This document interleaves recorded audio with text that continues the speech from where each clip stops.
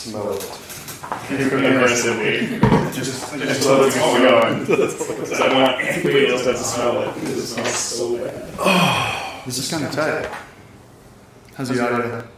It is great, honestly. I'm cooking with grease. Let me try to pull it up on the TV.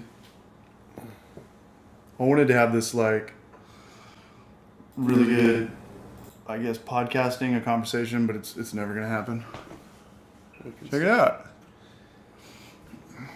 Well, chilling and shooting the shits and. That's gonna echo. You might want to turn the volume down to your right. Oh, I can hear all of it. Yeah, I know. Just mute it. Yeah. Yeah, it's on the way, dog. How's that? Can you still hear it? Yep. Sounds okay. I wonder if the chat shows up on the TV or not. But I think we're live. I mean, check it out. You can put it in theater mode. Watch live now, Hungry for Life. See what it looks like on YouTube.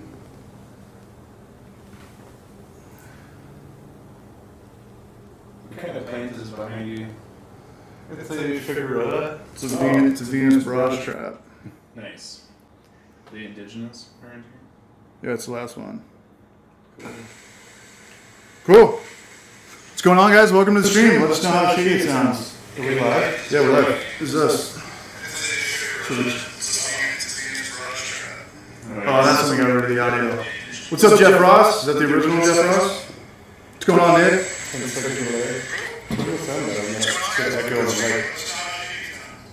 Cool. How's that? I mean, we don't really need to hear ourselves. Nope. Hey, can you give me a beer? From Australia, Jamie in the house. Sober October. Should I cave? Did we bring a towel? Do you want a Polliner? No, give me the. Penny Blonde? There's the blue bottle down there. Oh, that's cold. That's been sitting a little bit. Did I bring a towel? G2, can I hit that? Give that to me. So? Where's my cock? Where's my cock? What's going on, everybody?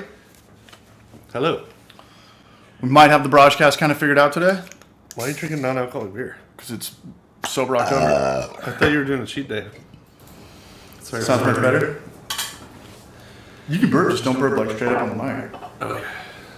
Lose your life. So the chat doesn't show up on the TV back there, but it's still kind of cool. Mandatory CH chat. What are you guys drinking tonight? Let us know in the comment section. Who's murdering Bronsons?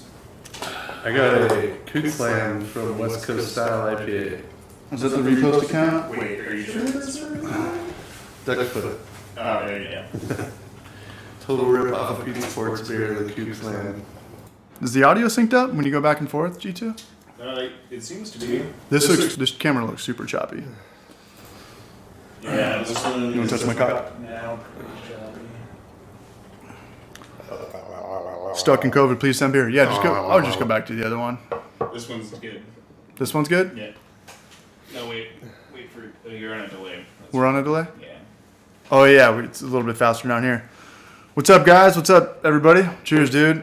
So we're here. We got it going. We apologize for last Tuesday. We're still trying to figure all the shit out. We're still trying to figure all the shit out. Which camera should we look into? It's probably going to give the viewers a headache.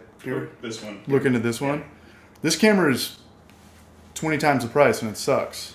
This camera is a piece of shit. When I figure this out, G2, I can give you the webcam. Totally. This is seamless. Like, this webcam right here is great. This one's good over here.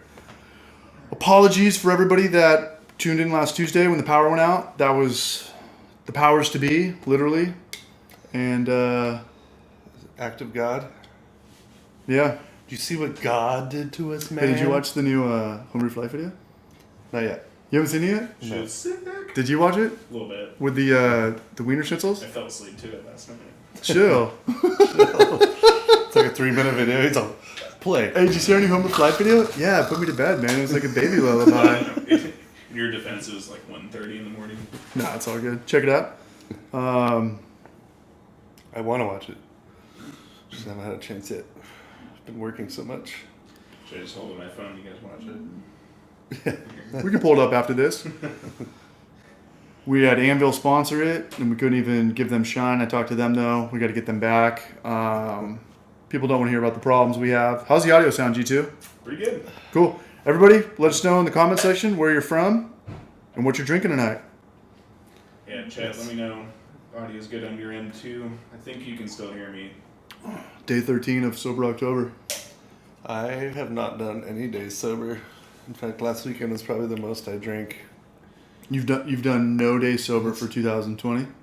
No days sober. Well, I drink hard for 3 days, and then I have to be sober for like a day or two. Yeah. But that's just like recovery because my body physically cannot take any more alcohol. Yeah. But it was my girlfriend's birthday last weekend, so we went at it pretty good. How was Vegas? Also pretty good. Is it all COVIDed out? Do you have to wear a mask and shit?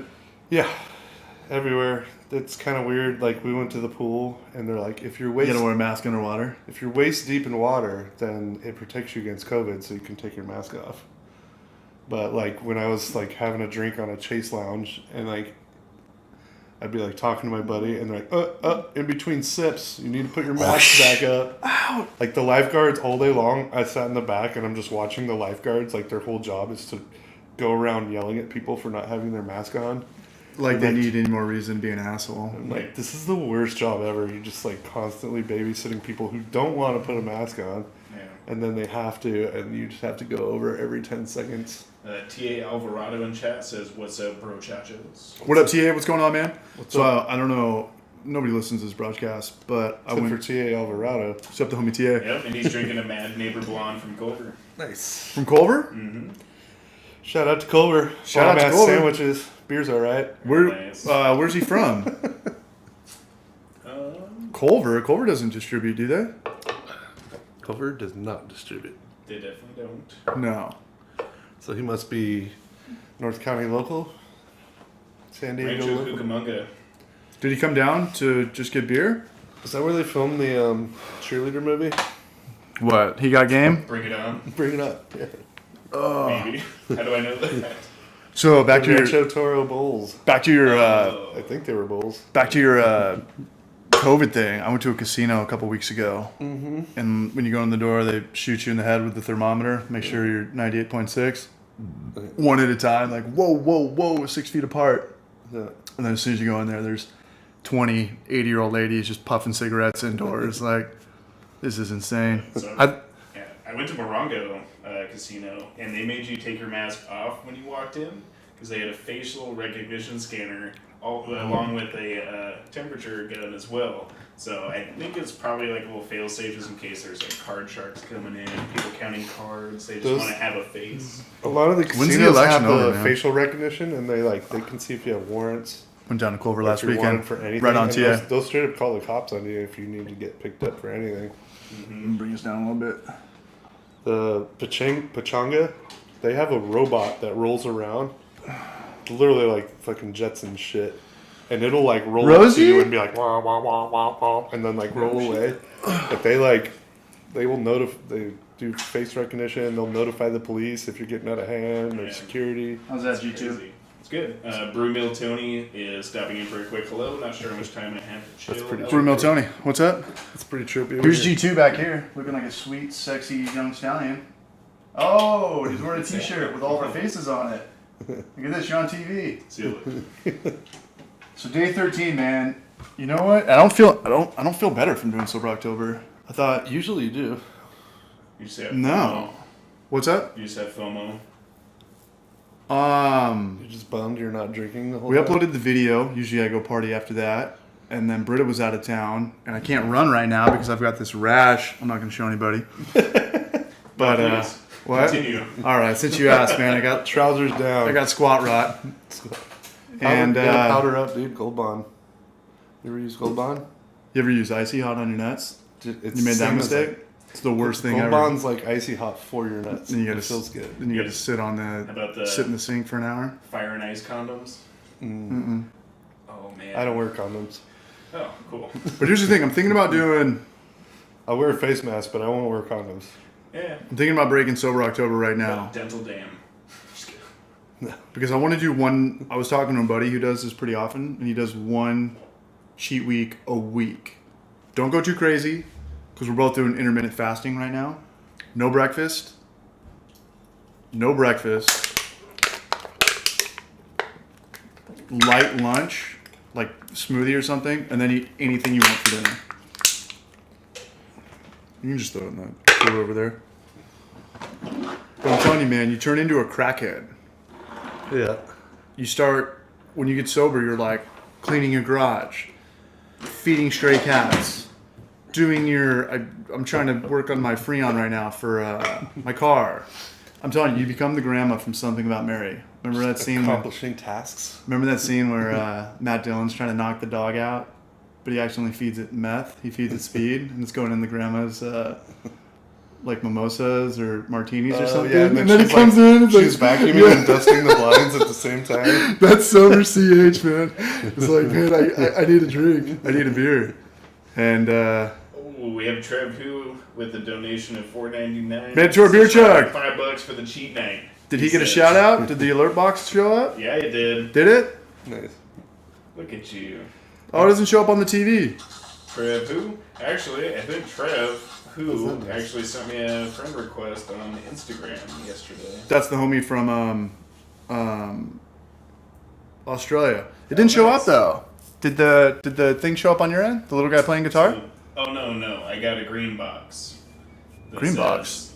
Trev Look. who, $5. Oh, there it is. Okay, cool. Yeah. Oh, there it was. It showed Just a up. little delay. Yeah, like 10 okay. second delay. Thanks, Trev. Yeah, thanks. I'm man. gonna drink this Paulaner Original Munich Lager in your honor. Paulaner, Prost. I bought you that today. It's Dude. $2.99 for this can. Tip Top Meats. Wow. Shout out to anybody that watched our last. Called it. Called what? You're at Tip Top. We were at Tip Top. It's my favorite place in the world. There's no craft beer there, and the only beer I recognize is Peroni. Everything else is lagers from Austria, Germany. What's the other one? Amsterdam, Amsterdam and like Denmark. is it Denmark? Yeah. It's where we got the Probably Schwartz great. beers for the They video. have the little mini squatty keg Yeah. options too. Which is pretty They've got wine, they've got brandy, they've got the best place to get meat, by the way. dude, you get a breakfast there for $5. Dude, if you have like a big Endless ass, sausages. Yeah. Oh my god. if you have a big So ass good. dog, like Garrett, for your dog, you go to Tip Top Meats, you can buy a cow femur for like $9. Yeah. From the butchers, and it's still got like a little bit of meat on it, but you bring this like femur home, and Yeah. your dog will be like, I can't comprehend. I need to clear my schedule. Dude, it's like, I just saw this. It's like some Honey, I Shrunk the Kid shit where it's like, you blow up the dog and it's just like doesn't know what to do with it, you know? It's like a dinosaur I used femur to or get some it for shit. when I used to have dogs, and like they get all hyped on like treats and stuff like that, but you show them this big old cow femur, and they're just like, oh, I don't know what to do. System overload. I'm just gonna sit here quietly. Is it gone? If you buy a 6-pack of Tip Tops, they I think they give you 20% off or something. So it's pretty tight. We got some questions. Cheers from Wisconsin. Drinking some New Glarus. Cheers, A. Joyce. Gnome Brewing. My cheat days are the days I don't drink. I lived in Stevens Point, Wisconsin. FYI, great And, place. Brewmill Tony wants to know if we're gonna upload the live stream eventually, so he can't watch the whole thing today. Yeah, quick updates is that we're moving.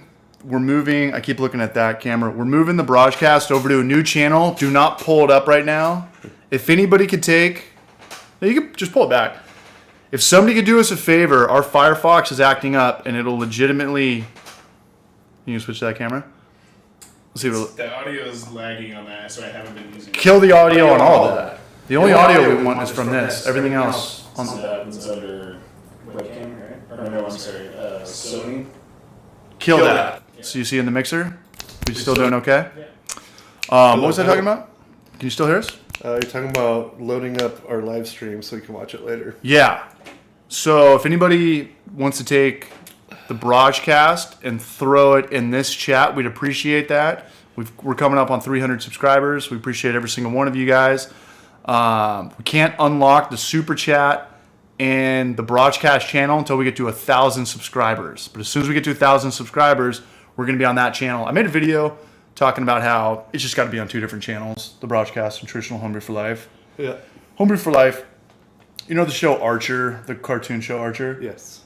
Every line, the jokes come fast, the info comes fast. Like that's how I want to watch YouTube videos for anything, for entertainment, for tutorials. I can't stand a 20-minute tutorial on how to change your oil. Yeah. You know, just da. And this is the exact opposite of that. So this is just like, chill out. This is the BRAJCAST. That's frustrating when you like want to watch how to change your oil and they talk about like the history of oil. For And the like guy puts 30 his minutes. camera down. He's like readjusting his belt. He pulls it back up. You're just like, man, I'm out. If you only knew. So I try the best to not waste people's time with Homebrew for Life. So I'm just gonna keep it to this camera for the because apparently the audio on that is not synced up. So it's No, just delete it. Check it out. So go to Sony right there and just go. Hello. How's that? Oh, okay. My name is Gotcha. Maury. You digging that? Yeah. I'm browsing on the cast. Good catch up. So we're gonna take the BRAJCAST, and I know nothing about. Does anybody know anything about Spotify or Apple or do you have a secret podcast I don't know about? I use Spotify, but not to watch podcasts. BRAJCAST link. Thank you. Please subscribe to that. As soon as we get 1,000, we'll get the channel over there. But I'll figure it out. We will figure it out how to Spotify, Apple. It can't be that hard. Can it? There's no way. I don't even know how to use. Just set it up so people can listen to it in iTunes or something. I don't even know how to use a calculator. Yeah. I play Snake on my You phone. got a sub Maury from user P. Just the letter P. It's the username. Secret Mar. P. It's Steve Buscemi from Billy Madison. People I have to kill. Glad they called that guy. People I don't need to kill anymore. What So up, P? we're gonna be getting the channel over there, and give us another week or two for that. And then I'm gonna take these clips and pretty much steal Joe Rogan's total format and just whatever we talk about from the 2-hour BRAJCAST, whether it's a 5-minute clip, I'll upload that in clips and stuff on the BRAJCAST, like what I did with Mike from Culver. We were just talking about using GoFundMe to raise money and Kickstarters, and how local breweries have raised, close to $30,000. Northern Pine, I tried to do that once. Bare Roots for I think I got like $100. for penis reduction. No, to start a brewery. Oh, really? I think I got like maybe 400 total. And I just took the money and went and bought a bunch of pizza. At Larry's dive bar. Yeah. Should we break the news to these guys? And everyone that donated money is like, hey, can I get that back? I'm like, nah, dude. I spent it on pizza. But I'll send you a sticker. Should we break the news to these guys? To who? The audience? The news about what? We're starting a brewery. Oh, the brewery don't have to pay for beer? Yeah. That So won't- we kind of mentioned this a couple weeks ago. What's the name of our brewery? Dolph Lundgren Brewery? I don't think we ever decided fully on a name. That was your idea. Free Beer for Life Brewing Company. IOUs. Yeah. IOU Brewing Company. So we've got an idea. Free Beer for Life. I mean, Co. I don't know how dumb or realistic that would be if we were to start a GoFundMe and whoever donated, whenever you came to the... Here's the idea. We're going to start a brewery that doesn't have a beer permit. A So, license a to beer sell license. beer So we have to, or instead manufacture it. of selling our beer, we just give it away. Kind of like the Dallas Buyers Club. So if people were to we do a Kickstarter and you donate $10, it's like, cool, when you show up, you get 2 beers or 3 beers or something. Well, you can't do it that way because then they're paying for beers. But they're Everyone paying through has to beers through GoFundMe Yeah, but everyone or a has Kickstarter. So everyone has to pay the same price to be a part of it, no matter what, even if they get beer or don't get beer.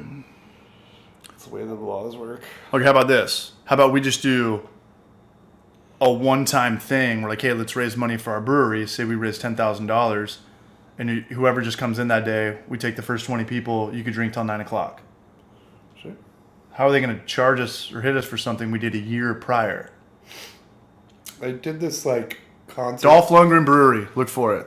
I did this concert thing, and they basically Dolph Lundgren want Brewery. to charge people for beer, so they it was free beer, and you're basically just paying for the concert. He's in. But then they had a bunch of Thanks, Garrett. underage kids show up, and didn't make them pay as much as everyone else because they weren't getting beer. Well, that's a... And that was the problem. They had to charge them the exact same amount because the beer was supposed to be free. But these kids were underage, right? Yeah, but So that's a big no-no. No, they're allowed to be there to see the music. They just weren't allowed to get beer legally. But because we charged them less, because because they weren't getting beer. Now that the law looked at it as like, oh, well, you're now charging for beer. So we had to charge everyone equally. We're going to figure this out. Even though the kids didn't get beer, they still had to pay the price. Okay, all we know is that the brewery is called Dolph Lundgren Brewery, and it's going to be a place where we're going to be doing 10-gallon batches, and it's going to host the BRAJCAST too. It's going to be a little studio. There's going to be a studio like this. I'm going to grab this camera and I'll do a surround sound or a pan in a second. Or you can do that. Dolph Lundgren Brewery, and all of our beers are going to be named after rental cars. Remember that? The Kia Sorrento IPA. Kia Sorrento IPA. What was yours, G2? Suzuki Samurai? Suzuki Samurai Saison. Suzuki Samurai Saison. Yep. Toyota Corolla Kettle Sour. Sure. So, we got something in the works. MTV Cribs, man. It's not supposed to be a brewery. It's supposed to be a studio for us to create great content while having an outlet for all the beer we create. And people can see our videos and see the beer that we create and then come by and try it for free. Yeah, and the only thing that we actually need, like, have you been to Chase's Barbershop over here? A good Like company? you don't get free beer unless you subscribe and smash that like button. Subscribe and smash that like button. Who's this? Should be a training center for noobs. What do you say? You can't have Prius Pilsner. I'm with him. Yeah. But Prius all we would need at our studio is It's not just going to a be drain. It won't be carbonated though, What was that? because there's no gas. It's a stupid phone. Turn your phone. Turn your ringer phone off, dude. It's not me. It's somebody's phone. Oh, I think was that the alert box? Either somebody subscribed or donated. Oh, Martin Weber has followed. Sweet. Followed or It subscribed? says followed. Martin gets free beer Cool. for life. Martin Weber, you demand. No, but all we would need for our fake brewery is just a drain, because I want to build a kitchen in there, like reenact a kitchen, and then I want to have a 10-gallon brew system on the other side, and then just like a studio set up. And I'll just pay for the gas. I'll get the gas tanks because we're not going to be brewing that much, and we just need to, for the shit that gets all over the floor, spray it down the neighbors, spray it in the neighbor's yard, or My sister will clean the place for free. all we She need. just likes to get drunk. All we need is a drain. That's all we need. Mm-hmm. So, shout out to Prius Pilsner. I like the comment on that. It won't be carbonated because there's no gas. What? Carbonation is a gas, right? We'll have carbonation. But if it's a Prius, we're not allowed to use gas. Ooh, It'll be a nitro Pilsner. That was good. That was good. Even though nitro is a gas, whatever. Oh, Uncarbonated Pilsner would probably be the worst ever, actually. Uncarbonated most beers. We serve it warm and flat. if I cave on Sober October, will you guys tell anybody? No, Nope. I will not tell anybody. And But you have to do it on camera. I benefit nothing from telling anybody, so not that it would matter. One day a week cheat. That's what they call cheat day, right? Because you cheat one day. It's like Everyone a guy look that at works out Casey's 6 in days there. a week and he eats a whole entire large pizza to himself one day. Say that again? It's like a guy that's like just in the gym every day, 6-7 days a week, hours a day, takes a rest day, eats an entire large pepperoni pizza to himself, and doesn't feel bad about it. Peace saying don't cave. Guys, should I drink beer tonight? Should I take a cheat day? I'm 13 days sober. Need some ones in chat if he yes, twos for no. What up, Timothy Poole? How you doing, brother? So what is that? Or you could That's take, a follower, subscriber? That is a follower.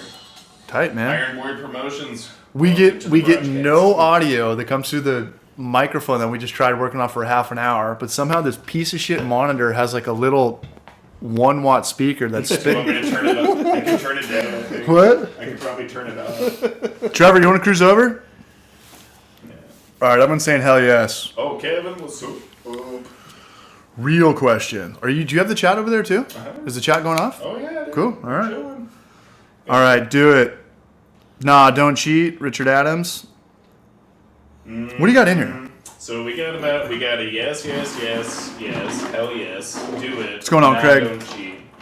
we have So we're about 5-2 right now. I want a beer. Flettons Got a Pilsner. Richard at. Oh, Pilsner. Richard has a second vote. Okay. We have Penny Blonde from Booze Brothers, 4.8%. You want to answer a question? All right, Timothy Poole. Thoughts on cold crashing a lager? What was it, G2? It deleted on our end.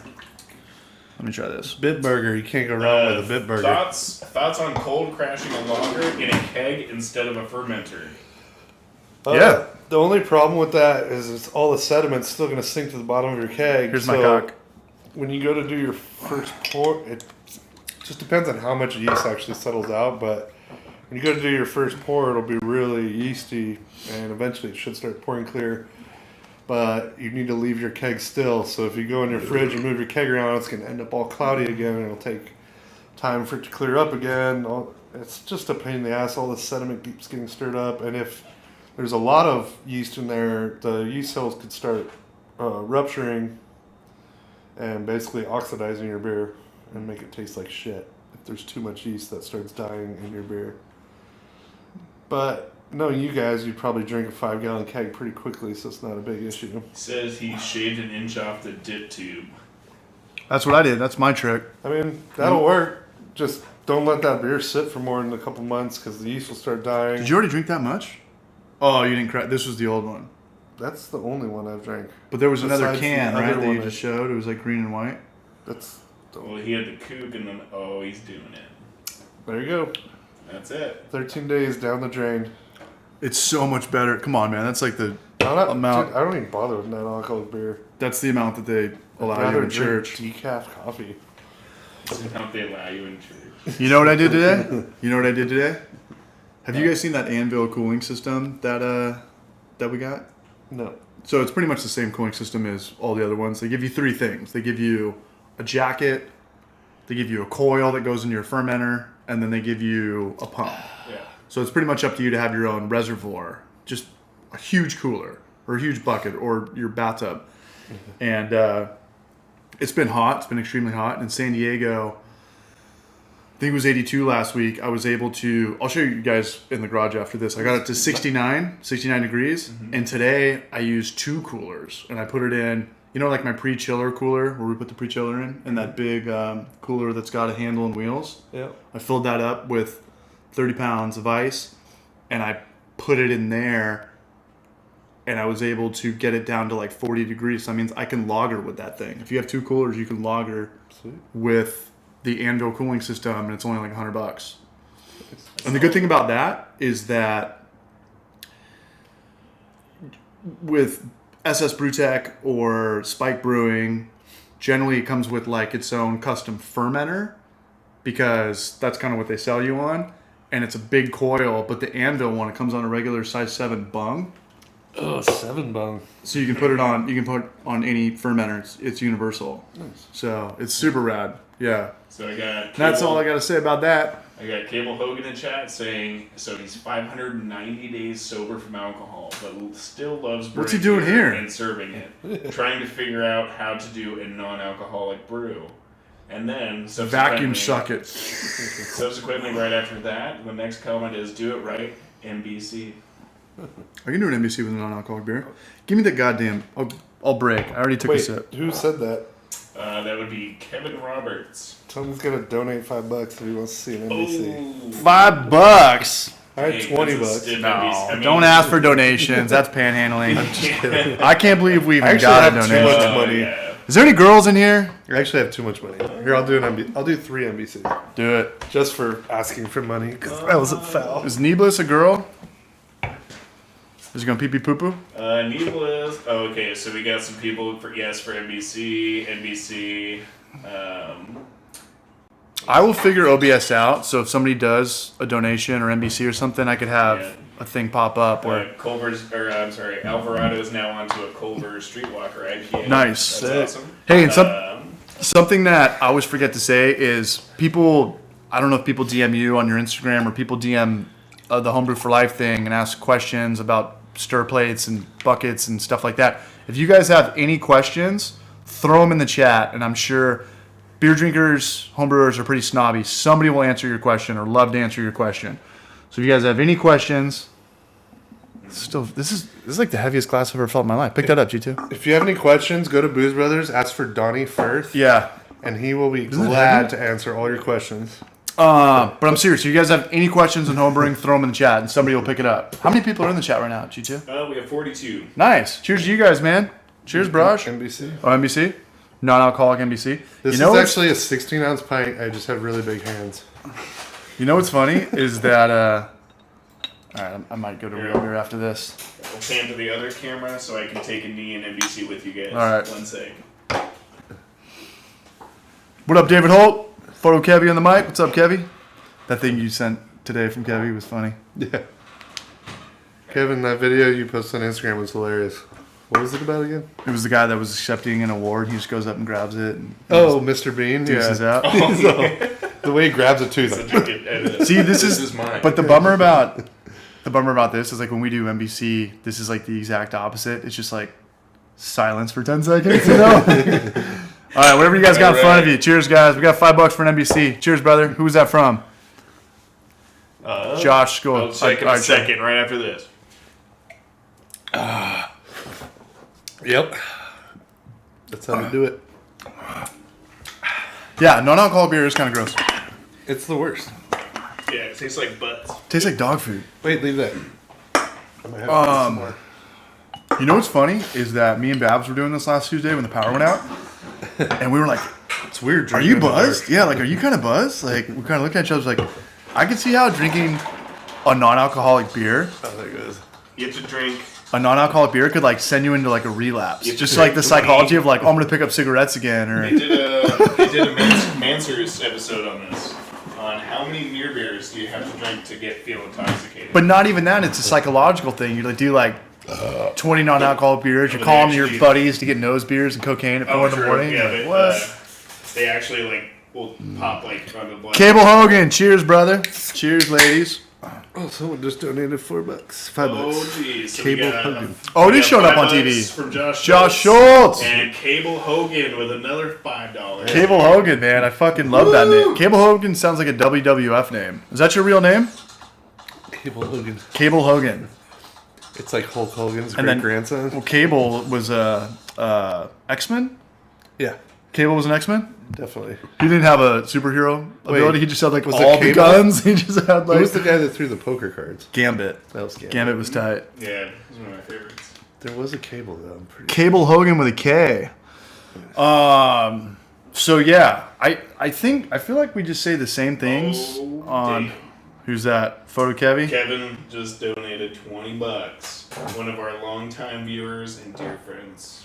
And cameraman. By the way, Kevin, I miss you. Come here. Got my Homebrew for Life shirt in the mail today. NBC Goose Island IPA. Goose Island, is that the guys that sold out? Yeah.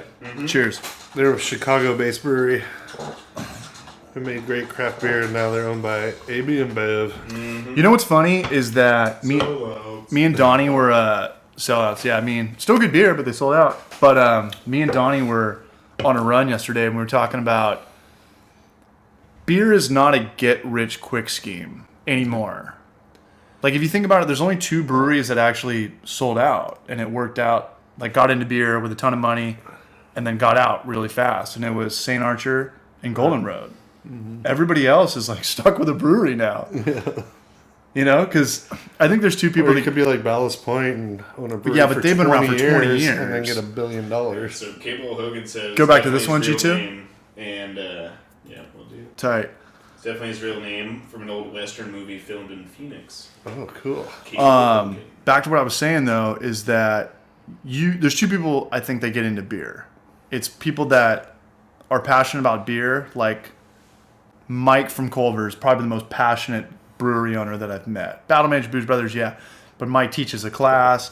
He lets everybody know that you're not going to make $1 million. If you want to get better at home brewing, get out of my class. If you want to get better at making $1 million, get out of my class. I want you to take this class if you want to be an entry-level cellarman or an assistant brewer at somewhere small. And the other side of that, people that get into beer are the guys that just, the St. Archers, the guys that, hey, I've got 1 million subscribers or followers on my Instagram repost account. Let's start a brewery.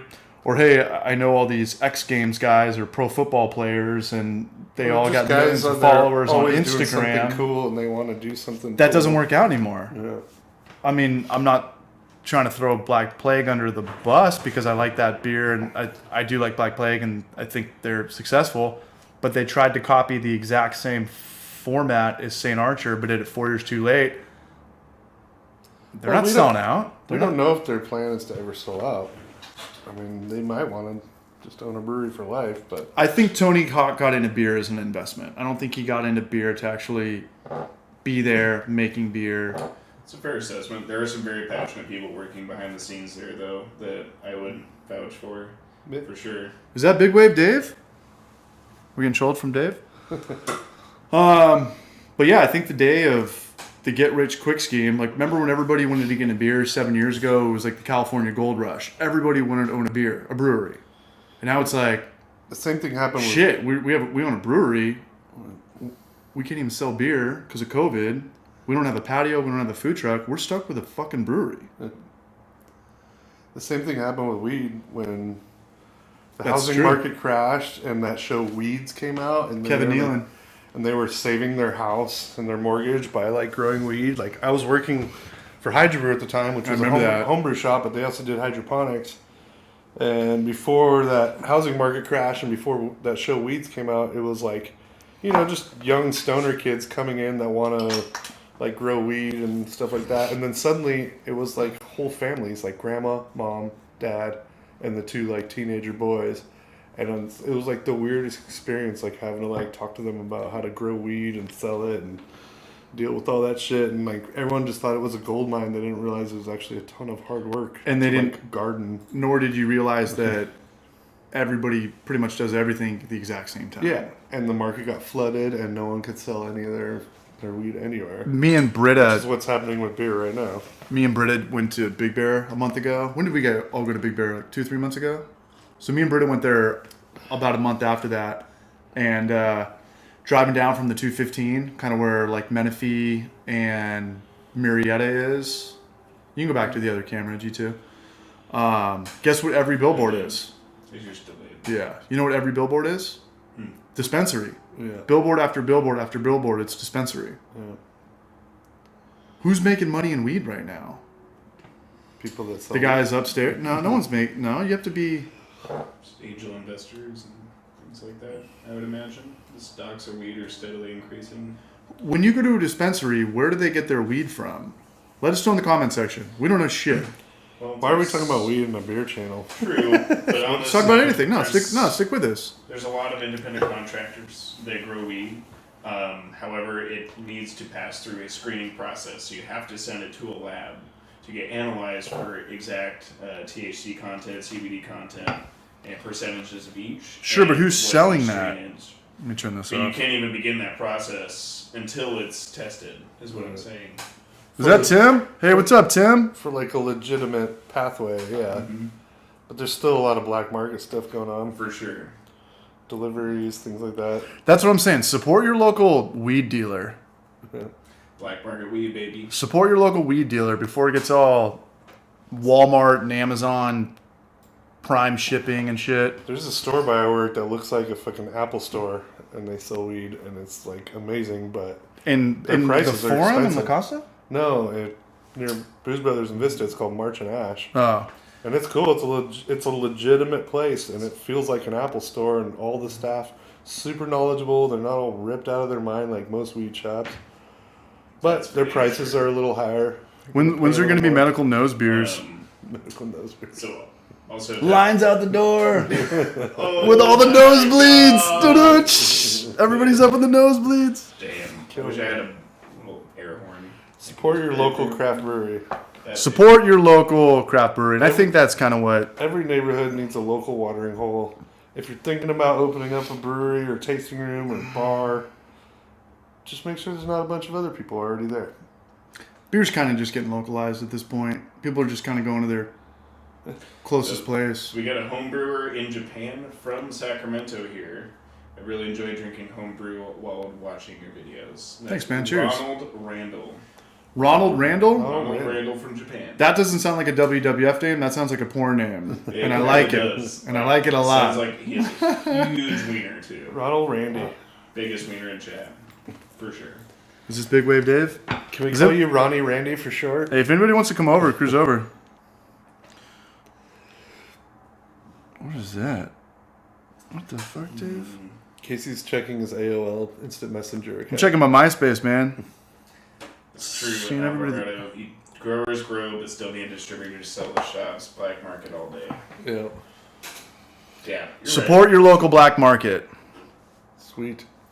Right. Yeah. agree. Support your local. That's what our friends. brewery's going to be about. It's Black Market Brewery. Maybe that's what we should call it. Black Market Brewery. Black Market Brewery? I think that's that the name thing. already exists, actually. You know what I was thinking about today? It is. You know what I was thinking about Very today?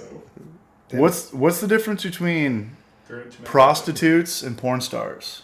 They A both video camera? no, they both have sex for money. What's the difference? A video camera. No, one of them pays taxes. They do the same exact thing. I remember flipping through a Playboy and like the cops bust in to like bust this prostitute and the guy that's having sex with the prostitute, and they're like, "No, we have a camera rolling." Like, oh, okay, it's just pornography. That's and awesome. And the cops leave. Yeah, they're paying taxes. All right. Can I watch from the blinds? That's amazing. No, we're Support your local For the most part. prostitution? Nah, 'cause you can't buy. Nobody. People say that if you actually support like the sex, like paying for sex or paying for that you're actually like legitimizing it, like creates jobs and income for people rather than like being slaves and Dude, I was things like that. I was Like, super anti-prostitution until I heard Dan Bilzerian go on Joe Rogan and talk about it. And he was like, one way or another, you pay for it. I mean, like you can go out on a date and spend $200 and have sex with a girl and never talk to her again. She doesn't cut you off. It still costs you $200. He's like, when I meet girls, he's like, he's open about getting prostitutes. He's like, they want my money. I want their body. There's nothing emotional. It's cordial. Leave it at that. And I was like, I never thought of it that way. I always thought of it like, this girl has to do that.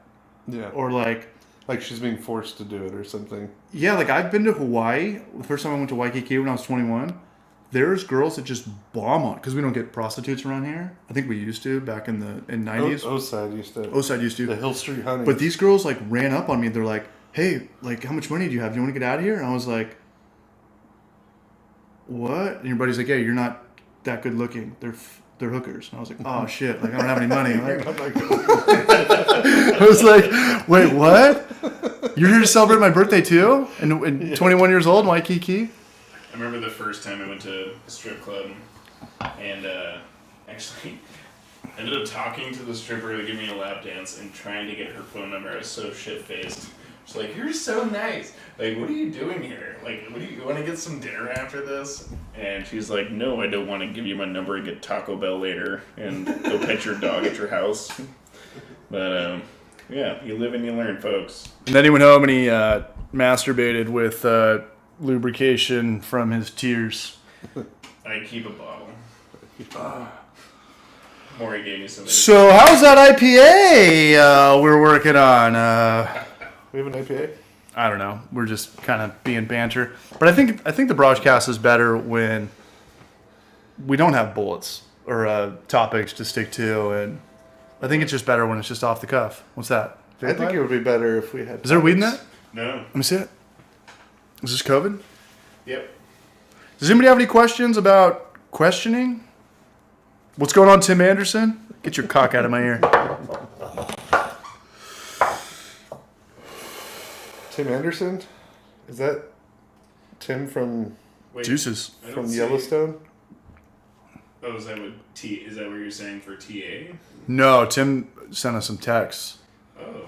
That looks like your penis in the TV right now. The way Maury's holding that, because it's like right, It's kind of shadowed. because you're blocking it, and all I see is your shoulder. Oh, now it's a lollipop. Government is too busy with marijuana these days.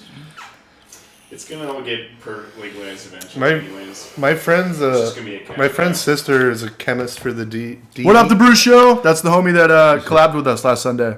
Rich's sister. Yeah, she's a chemist for the DEA, What's and she I on talked to her about what they thought about weed, and she's like, "Oh, we're done with it. Like, it's all over."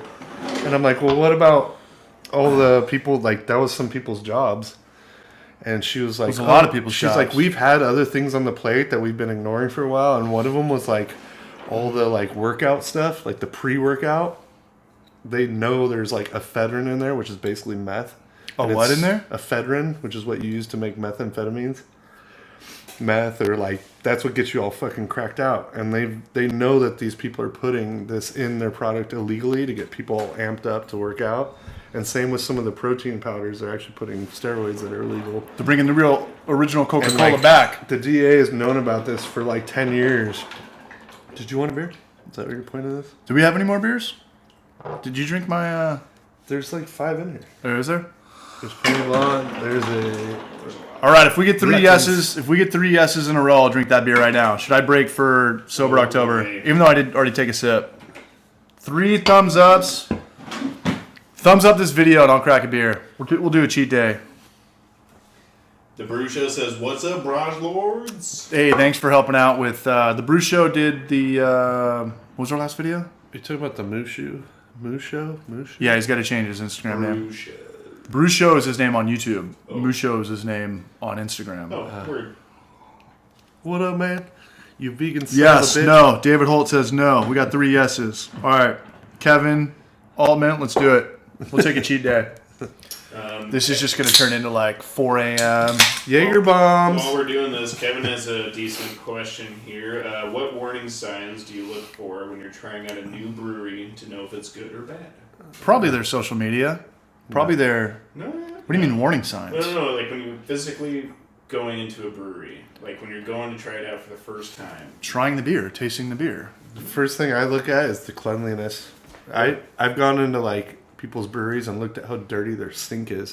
If they can keep their sink clean, then I'm like a little iffy about Their everything beer else. lines. Yeah. Everything else. For me, it's definitely the glassware is definitely a part of it. Like if you have like super shitty scratched up pints, I definitely Then, kind like- of like Yeah. But That's showcasing their beer, and if they don't care about that, like what other processes during the whole process did they not correct. give a shit Yeah. about? If you're trying to make an excellent product, you want to make it as presentable as possible, obviously. And if you, there's been a lot of times. You got a lot of yeses, by the way. This happened to me. This happened to me in Palm Springs specifically. But if you go into, more often than not, it's going to be a dive bar than a tasting room. But if you have a beer that you know and you try it and it tastes differently and it tastes bad, sometimes it could taste like fish juice or that oyster juice. It's because they don't clean their beer lines. And a lot of dive bars don't do that. A lot of pizzerias don't do that. A lot of Chinese food places don't do that. A lot of There's certain restaurants and bars I go into, I ask for bottles or cans, absolutely. then draft. Absolutely. And if you look at the restaurant, like some restaurants you go into and you're like right at the bar, kind of like think of like Best of One in Cardiff. And then behind that is where they cook the pizzas. And behind that is where they... What's up, dude? Who's that? Me. Ozzy, what's up, man? How you doing? Good. Sorry. So when you walk in, there's the bar.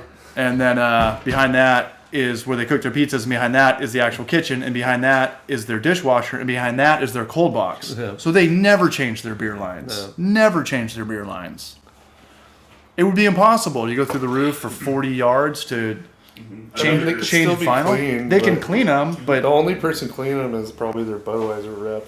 True. And another factor is there's we're breaking. just factually some places Thanks, dog. Post up, dude. don't like pulling off kegs when they're not done yet.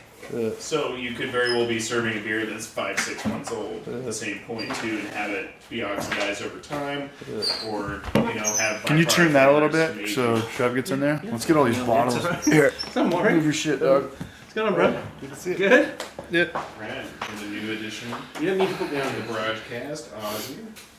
Yeah, but for me as a A brewer, little bit for us, G2. the thing I look for is some kind of cleanliness, because if they're not keeping things clean, neat, organized, then they're probably their beer is probably not clean and tasty. You talking about beer lines? Yeah. Or just okay. So the question originally was like, what are your warning signs to look for when you're going into like a new brewery tasting room and you're trying Throw to that in figure there, out Doug? for the first time? Like, what are your like? In the Oh, cooler. that's not cool. Like, kind of, Are the floors clean? the floor is clean. Okay, I don't know. Sticky ass floor. Yeah. Your boots Right? are all. good point. Yeah, because if they don't take care of that when you walk in, what are they going to take care of? Everything We mop else? our floors twice a day. Like, You don't. yeah, we do. Oh, at least At least twice. maybe a day. 3 times. Yeah. That's good.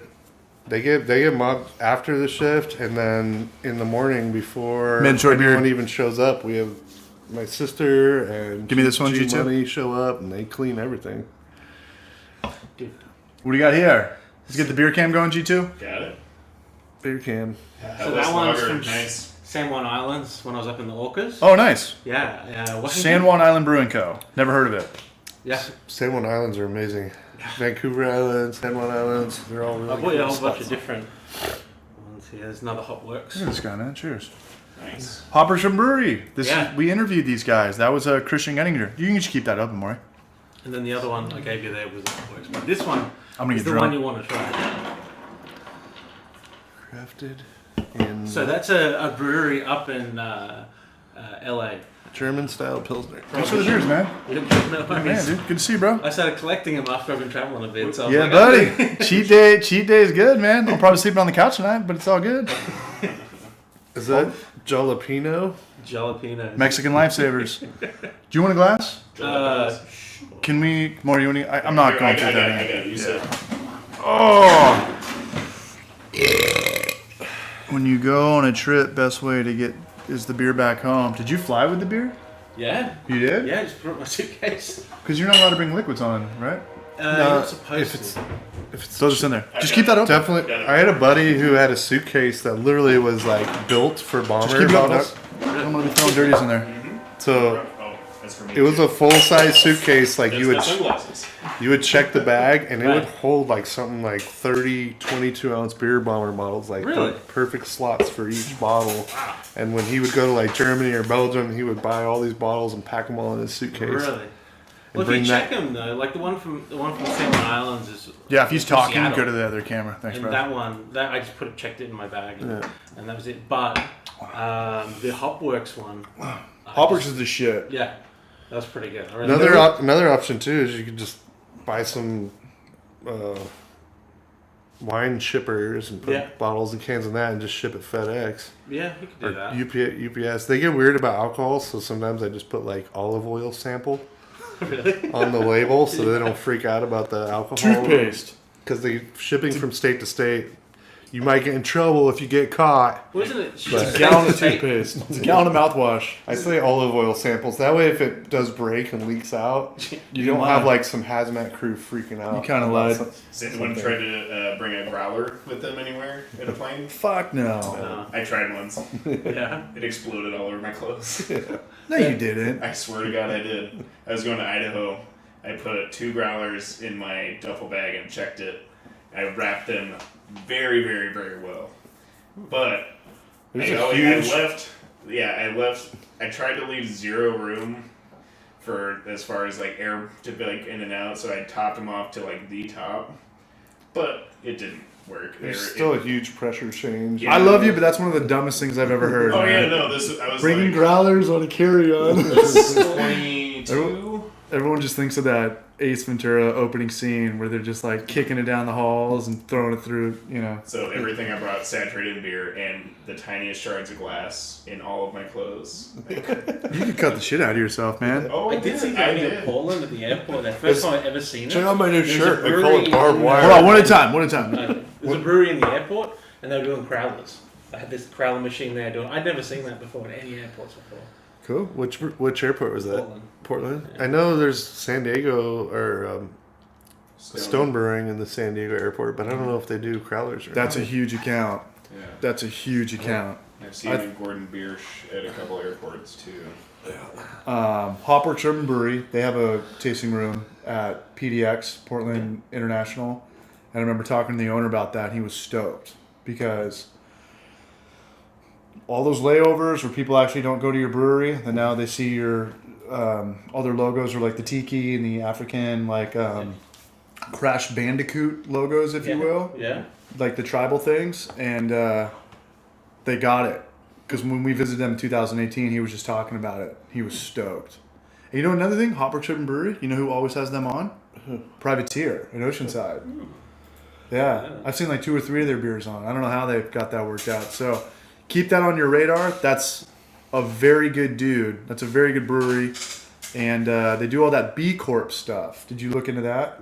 10% of their sales they throw back into like the community and vegan, organic. I mean, it's Portland. It's very Portlandia. But Yeah. nonetheless, I mean, they're taking their they're taking their moolah and they're throwing it back into the beer community or the, I don't know, some community. I love airports. I think they're so fun. You know what I was thinking about? We should I always show up like 4 hours early just so I can hang out in the airport for hours. You know what we should do? We need to start a YouTube channel where we travel Steal some. to all the cities, but we never leave the airport. I'm down. People are like, how's Atlanta? We're like, I don't know. The airport was awesome. There's a Cheers I have episode no clue. where Who cares about the fucking Falcons? there's a Cheers episode where they force Woody to go on a vacation because he's never been in like 10 years. Yeah. And he comes back like 2 weeks later and they're like, how was your trip? And he's like, oh, I missed my flight. But he Which hung is out the in the airport, airport yeah. for 2 weeks. Like, You're allowed to sleep there. I met all these cool people. They didn't charge me to sleep anywhere. I've slept at an airport before. Everyone was telling me about all their trips. I felt like I traveled the whole world. It was amazing. I've crashed out at an airport before. I had a 10-hour layover in London once, and Oh, I was fuck like, that. oh, sweet, 10 hours, and I found a TGI Fridays, and I proceeded to get so hammered, but at the same time, it was so cool because I had gone to like Norway and Sweden, and another couple from Canada had gone to like France, another couple from LA had gone to Italy, and we're all just sitting in TGI Fridays getting drunk and talking about what we did on our trips. So it was like Wait a minute, where was this TJ Fridays? in the Heathrow London airport. Oh my god. Where I had a 10-hour, and the whole time I'm thinking like, okay, when's my flight? Like, oh, I got 10 hours, I'm good. That is like the most I got- unlikely place for a TJ Fridays in my brain Right? for some reason. But the whole time I just keep thinking like, oh, I got 10 hours, I got 10 hours, and then all of a sudden I'm like, oh shit, I got 5 minutes, Just a bit of that, just and I'm just Oh, like never mind. running full speed through this ginormous airport trying to catch my flight. Oh man. Barely made it in time. Got on the plane because I've been drinking all day. Had to pee so bad, and I was like, they made me get back off the plane to go use the restroom, and then come back on the plane. They wouldn't let me use the toilet in the actual plane until they took off. Oh, Jesus. Oh, it was a nightmare. Home Alone 3. Yeah, Lost in Heathrow, London Airport. Maurice Bender. We gotta figure this out where we're like sitting in recliners and we've got 2 of these mics and Like they a just come in pipe, like that. silk robes. Yeah. We should do it out in the parking lot so we can smoke cigarettes. We should figure out a way where our bellies aren't just like bulging out. This Look is at the this, worst dude. couch for this. I keep like I want to like put a blanket over me, Look at it. I know. but Like it's a like shawl. it's 90 degrees. Yeah, I want to be just- like knitting. You know what you need to do? You need to wear an ascot. It'll pull your attention away from everything else. When I do that, I keep watching the TV in the background. And when I do this, I'm like, dude, my arms look buff. That Yeah. takes away from how fat I am. Yeah, you can see the definition of your forearms really well when you do that. Yeah, that's good stuff. How's the beer tasting down there, boys? Beer's good. Yeah. I'm trying to pace myself. I haven't had, this is my first beer in almost 2 weeks. I know that, if I start drinking those IPAs really fast, Grab you right by the jejunum. I predict by about 3 a.m. there's going to be a lot of great Instagram posts from you.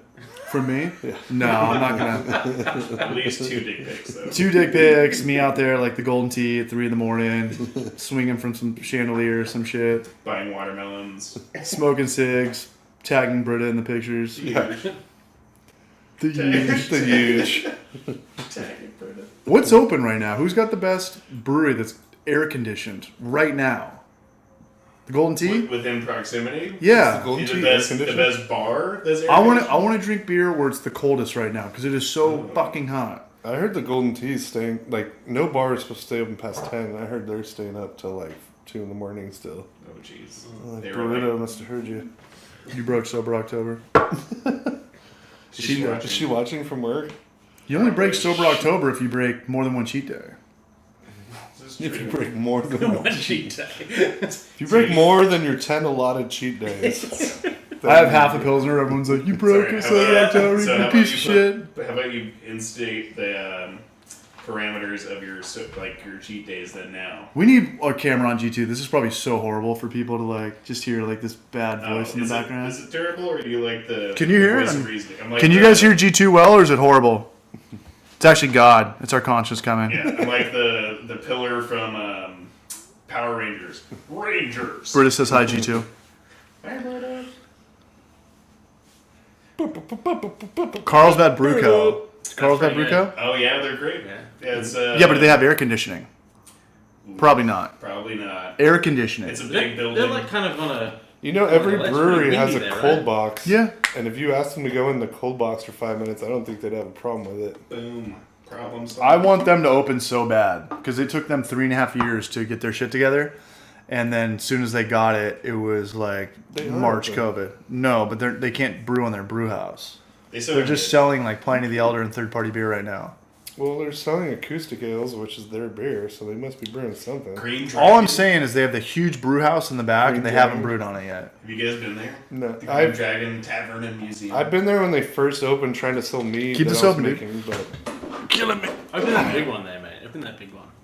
it's just a boring Jalapeno ass beer? museum for old ass people. It I've tastes like never shit. been I'm there. gonna eat it. It's not fun.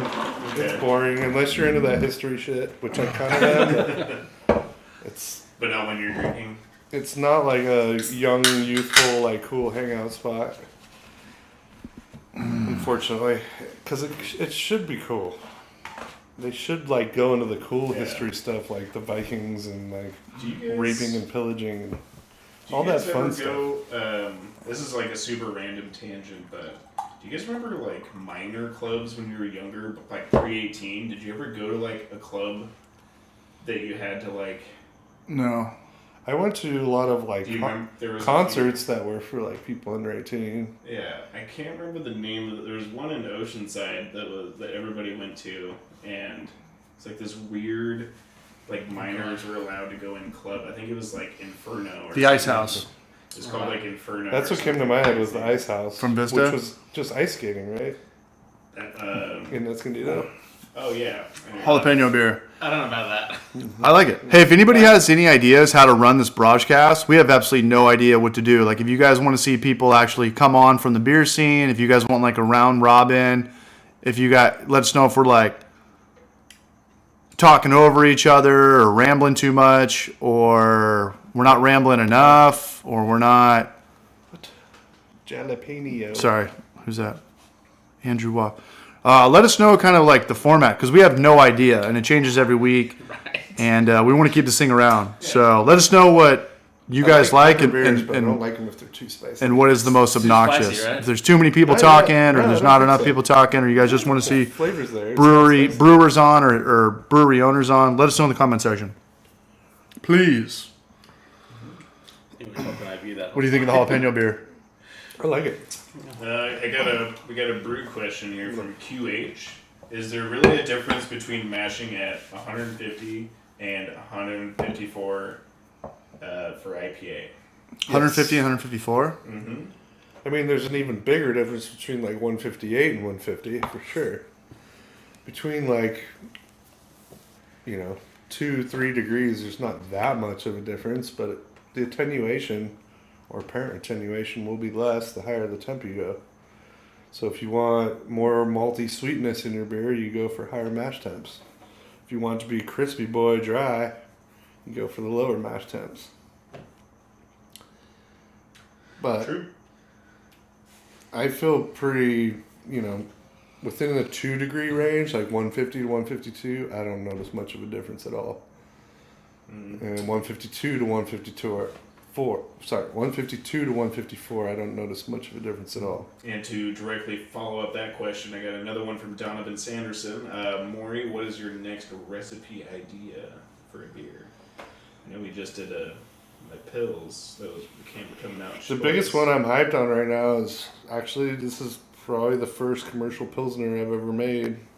Lager Pilsner, I'm not even sure what to call it yet, but it'll be coming out in about a week from Booze Brothers, and then It's coming out more lagery to me, like since we Yeah. tasted it today, Mhm. like 100%. Just let him keep going with the rant.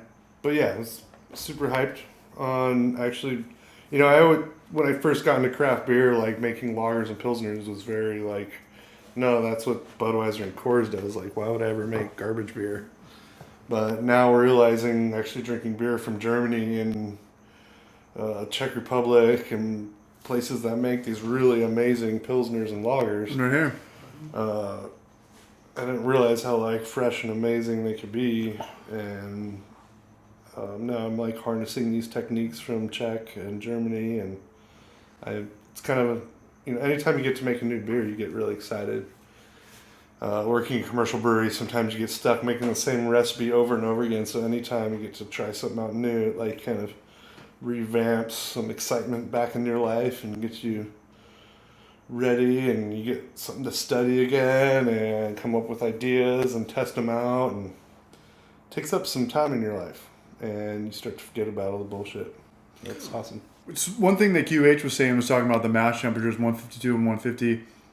I think when I'm a big firm believer that especially when you're starting out, your brew system is way bigger than the recipe. Like when you first start brewing, you make this style, and then you want to make this style, and then you want to make this style. You want to go from IPA to British Mild to this and that. If you took the same recipe and did it 10 times and just honed in your system, trying to figure out, your mash efficiency and how long this takes to boil off, and even like your cleaning and sanitizing practices, you take that same recipe, and after the 10th time you've done it, it's going to be way better beer. Like people hit me up on Instagram and they're like, what do you think of this recipe? Like, should I go with Simcoe or Amarillo?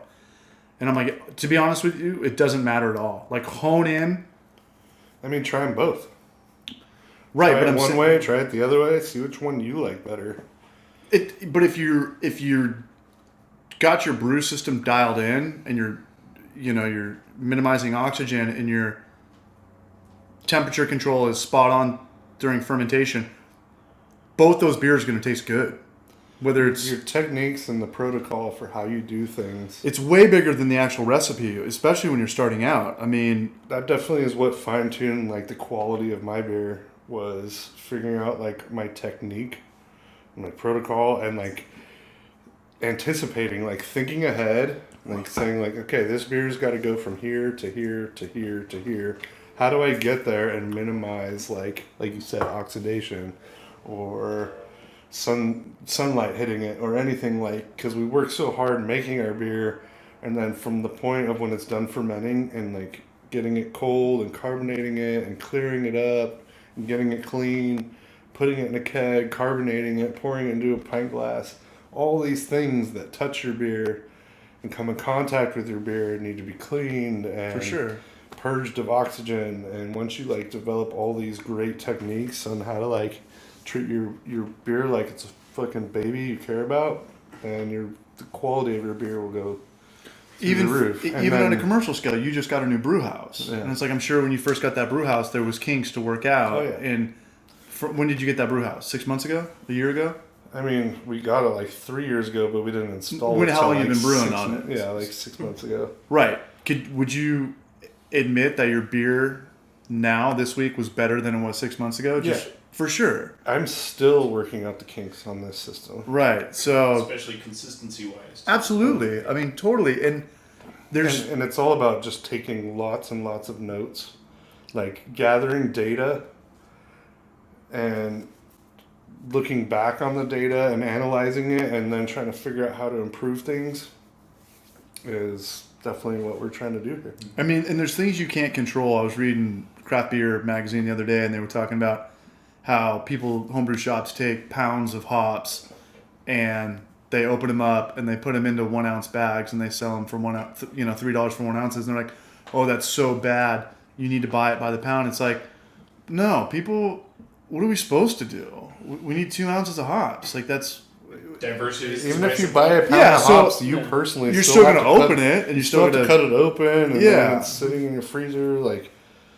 and the thing about most homebrew shops are going to package it like in a good way, but I think that if you talk to 10 cooks, you talk to 10 homebrewers, you talk to 10 guys that could build houses, they're all going to tell you a little bit different amount of things, and they're going to do it a little bit differently, and the outcome's going to be a little bit differently.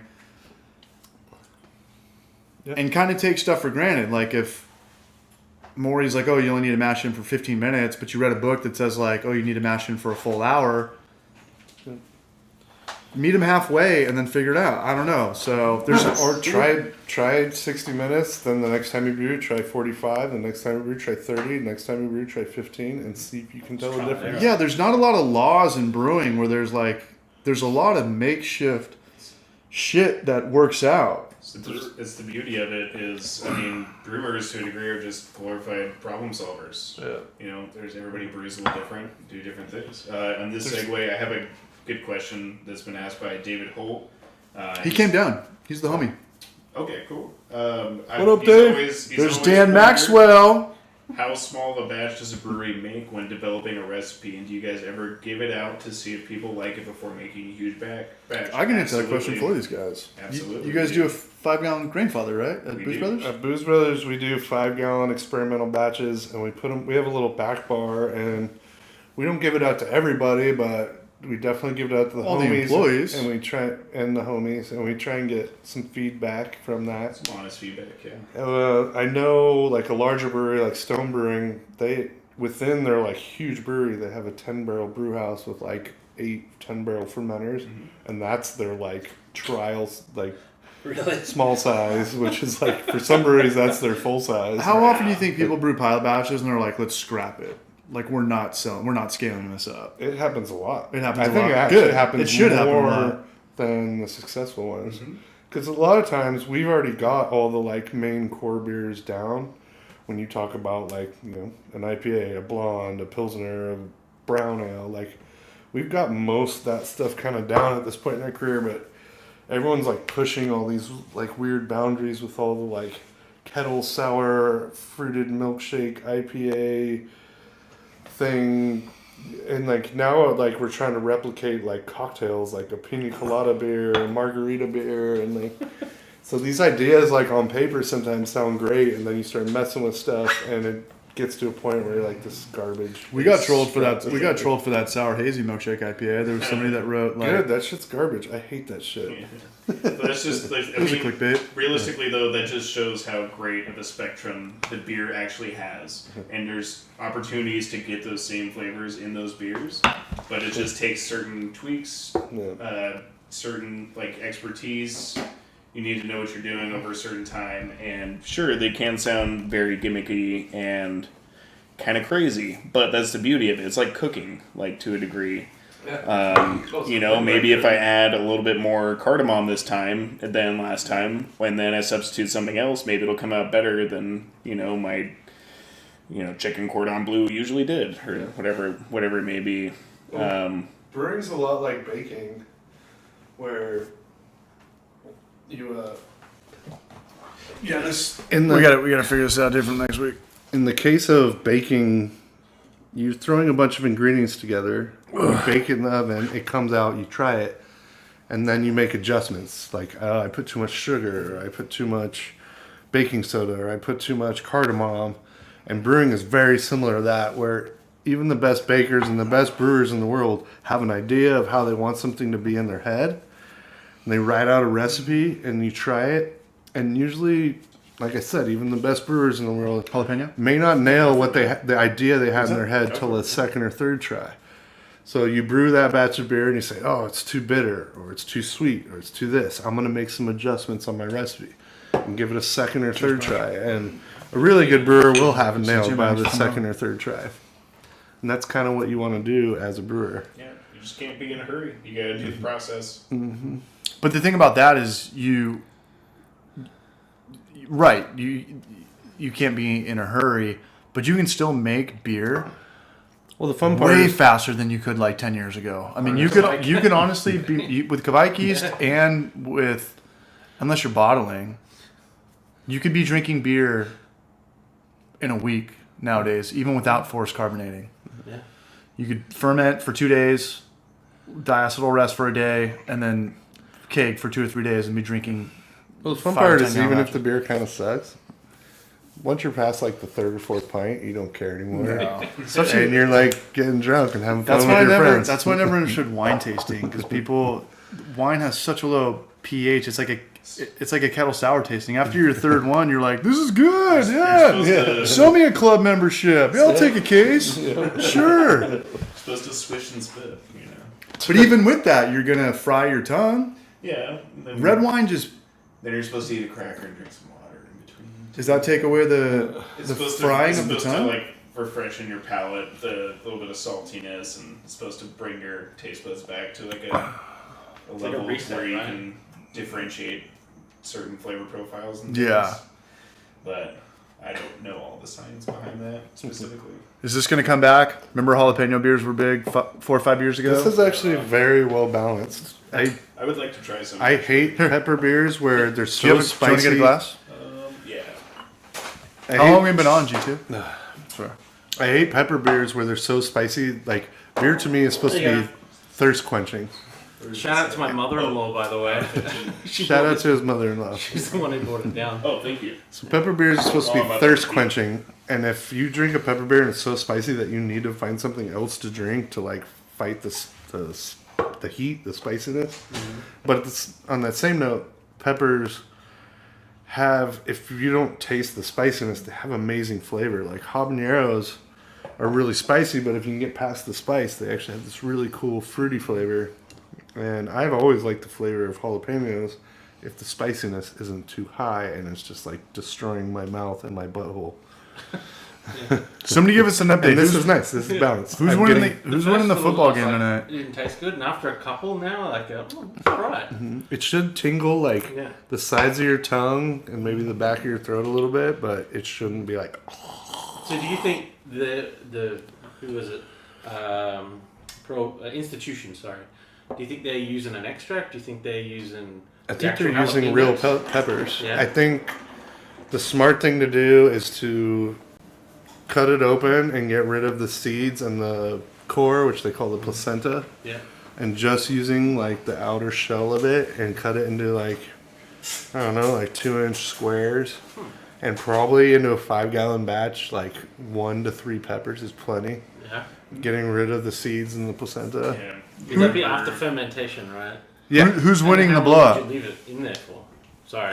Sorry, I'm talking in the chat. A week at the most. yeah. It just depends on what you're trying to pull out of it. So the longer it sits, the more like chlorophyll and plant material it's going to pull out. So if you just want the flavor, probably like 24 to 36 hours is plenty. Yeah. But if you really want to strip everything out, like 5 to 7 days. So And it's like, after that point, there's just nothing more to pull. so like, I'm thinking breakwater immediately. The heat wave rasbiscus. Sometimes when we would do this, we would basically put a whole Scotch bonnet or a whole or some Scotch bonnets. I can't remember. We need exactly. G2 and camera. And You know what, G2? Put that camera on you. Just turn it around. sure. I mean, this one's getting all three of you, and the other one I can't see Ozzy if I do that. Then It's alright. You don't need to see me. what? Here. Beautiful. Okay, hold on. No, just This switch is the it. way Just to go. switch it. I'll switch down. Well, when you you're can stay talking. on this. I don't care about that. Yeah, but when quality. G2, when you're talking, switch to you. Okay. Let's get my double chin. Make sure you go like this. He looks like the neighbor from Home Improvement. His head's all chopped off. There's one down there. It's a So yeah. Anyway, man. so we would make a mead, a raspberry hibiscus mead, and we would do a hot version called the Heat Wave Rasbiscus, where typically we would add Scotch bonnets, which is Oh, there you it's go. a pepper, but it's basically a low heat, low Scoville unit pepper that has more flavor than heat to it. So then we'd either mix that with a little bit of ghost pepper, or just mix that and do a whole ghost pepper instead. No, it'll pick up the varying sound. the heat. So sometimes it would come out very hot. Sometimes it would come out so mild to the point where you wouldn't really feel it until you drink about half a glass, and you could start to feel like a little bit of heat sensation in the back of your throat a bit. But yeah, they definitely vary, and also the peppers themselves vary quite a bit. a pepper bar. So if you get a Keep going, man. so you get a nice, juicy, ripe, just prime pepper, the hottest seeds the money can buy in there. I mean, we do our best to kind of scoop a lot of that out, kind of keep it in a cheesecloth, let it do its thing in the keg. Mostly corny kegs, 5 gallons. We do just the heat wave just so we can get in and out of it pretty easily. But yeah, came out pretty good. We had a cult following for the heat wave. Like there's definitely a niche group of people out there that just love their beers that just burn them senselessly. Do you remember They on the just tracks? don't want to try anything. They used to have a pepper porter. Baltic Pepper Porter. A pepper porter? Baltic pepper porter. That was their flagship beer, which was a terrible idea. They were actually probably the worst brewery in all of the world. Like, I wish brewery competitions would hand out, everyone gets medals for like gold, silver, bronze. They should hand out the fucking Last place. On the Tracks award, which means you were the worst beer in the entire competition. I think that would be good. I think we have too many breweries right now in this world. Hey, there you go. This beer tastes like... Oh, no, it's on a delay. I switched it a while ago. I promise. I'm just looking at you like... No, but like, there's so many breweries in this world, and I think some of them need to go, and they need to be told, like, hey, you were the worst beer in this whole competition. And not only that, maybe they didn't even enter the competition, and a large group of people just hand out this award once a year to a brewery. Like, you're the fucking On the Tracks You got a dunce hat. brewery of the year. Yeah. Like, and like, maybe they'll step up their game. They just need to be told how much they suck, and that would be rad. If they stepped up their game and like made themselves a lot better, or they just give up and fucking go away, because we shouldn't have to. Has there been drink breweries shit like that. that you've Camera been going good? to, and maybe a lot of Good. other people have been to, that you've gone to one time and was okay, and then you've gone back 6, 12, 2, 3 years later and just been like, what the hell happened here? Mm-hmm. Like the beer quality's gone down, the establishment looks like it's gone down, people got comfortable. What is that? I haven't seen that as much as the actual opposite, where they're bad at first, had a bad first, the first reputation kind of like scarred them and destroyed them, and after a couple years they really started upping their game, and it's a harder fight for them because they had that bad first reputation. True. But off the top of my head, I can't think of anything directly where they started off great.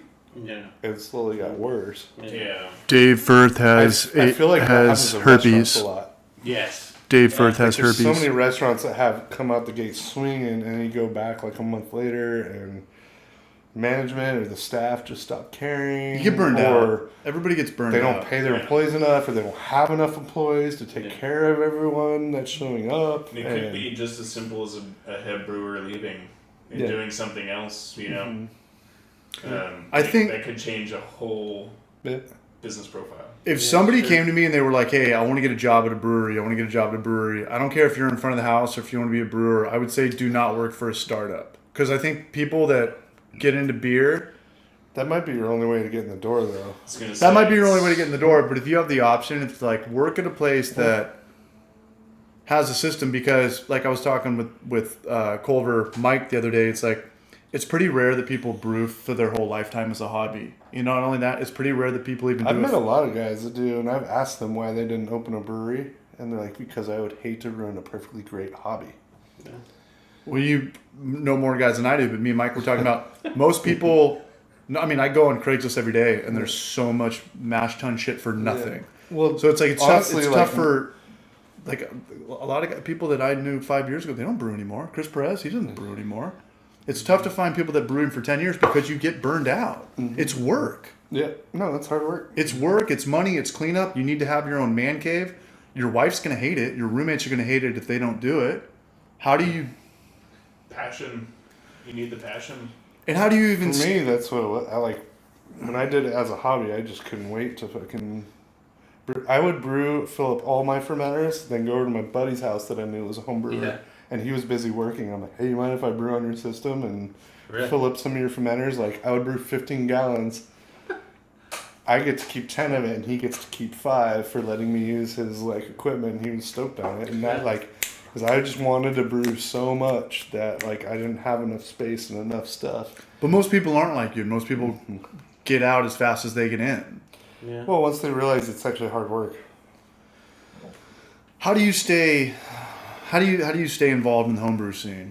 Subscribe to magazines, subscribe to YouTube channels, buy expensive stuff, so you have to use it now. Like if you invest your money into this equipment, you're gonna feel like a schmuck if you're not using it. I would. It's the same with any hobby, really. Yeah. Like that you get into, you buy all the stuff. Like say with golf, you buy a whole set of brand new 9 irons and I think you golf for a while though. I think you're more likely to golf I can brew an awesome batch of beer with a spaghetti pot and a plastic bucket. You're right, to actually create something from your hobby and then enjoy it, I guess, is a little different. But Well, I think that's a good thing. That's a good point because if you're grandfathered into something, like if your dad gets you into guns or horseback riding or going to the desert or dirt biking, you're going to have that for life. But when you start brewing, you're 25. You're supposed to learn this hobby kind of in your young youth of your prime.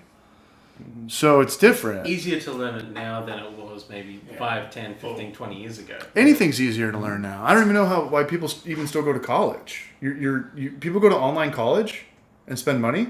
Just go on YouTube and Google. Yeah. I'll go to Purdue online. Oh, so you watch videos and I learn thought about stuff just going like to YouTube. a cooking school, and then I realized I can learn to make any dish on YouTube. This guy, G2's like, hello. You're right, though. That's why we have you. What's up, Donovan Sanderson? Cheers, Braj.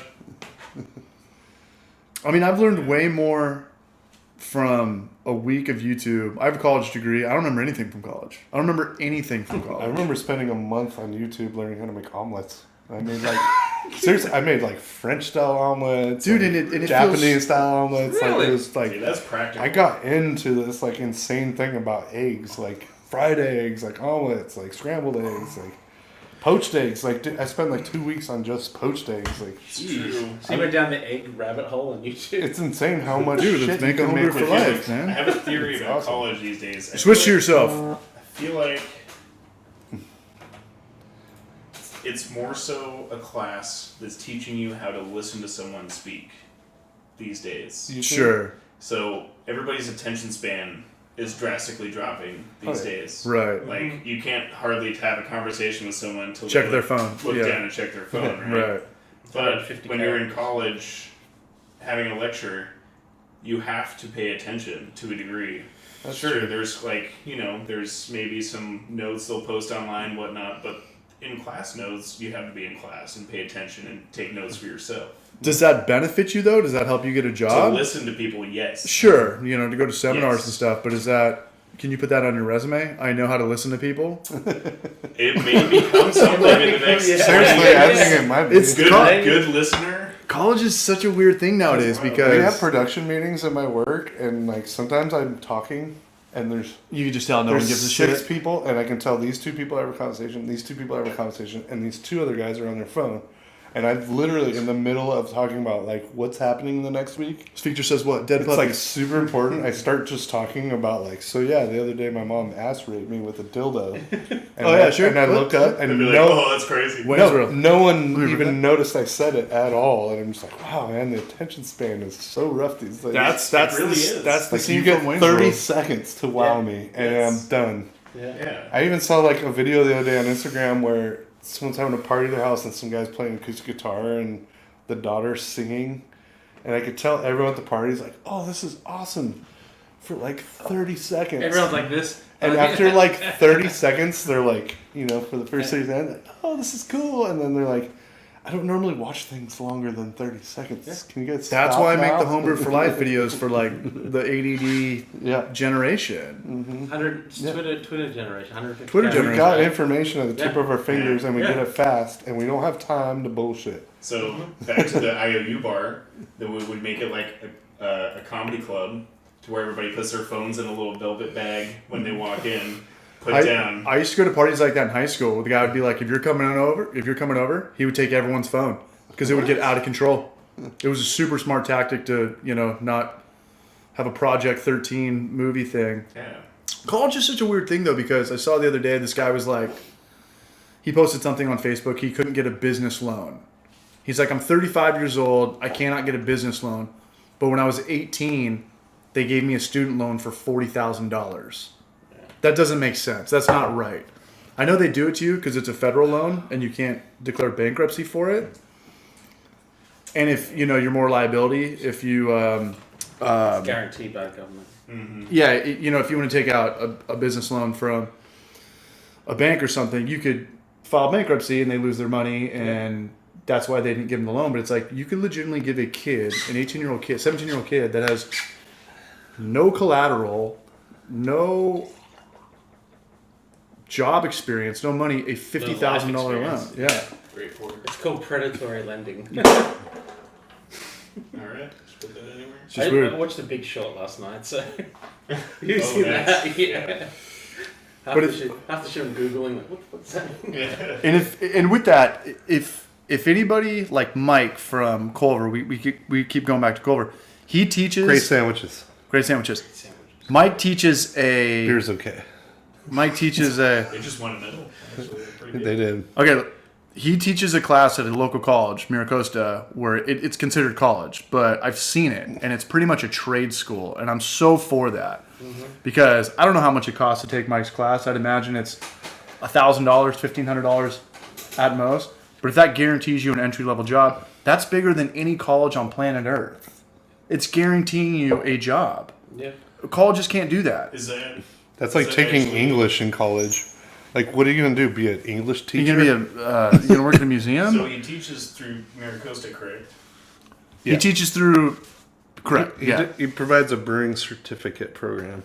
How long have you been brewing you don't for, actually- right? Well, hold on. What were you saying, G2? Sorry, I got to kind of mediate or I was just more so curious on about his class. about as far as the job application after that. Like, is it actually like you're shoo-in, or you just have the certificate to then go intern and be a part of a brewery if you want to? What I know about Mike is a very, he doesn't go through the motions. He's very passionate about it. He says he takes his top 6 students and he focuses on them. And he kind of, if you're just there checking your phone and stuff, I've been thinking about taking this class just for fun, actually. you should do it. And he's like, I don't know how many people he starts with, maybe 40 or 50, maybe not that, maybe 30.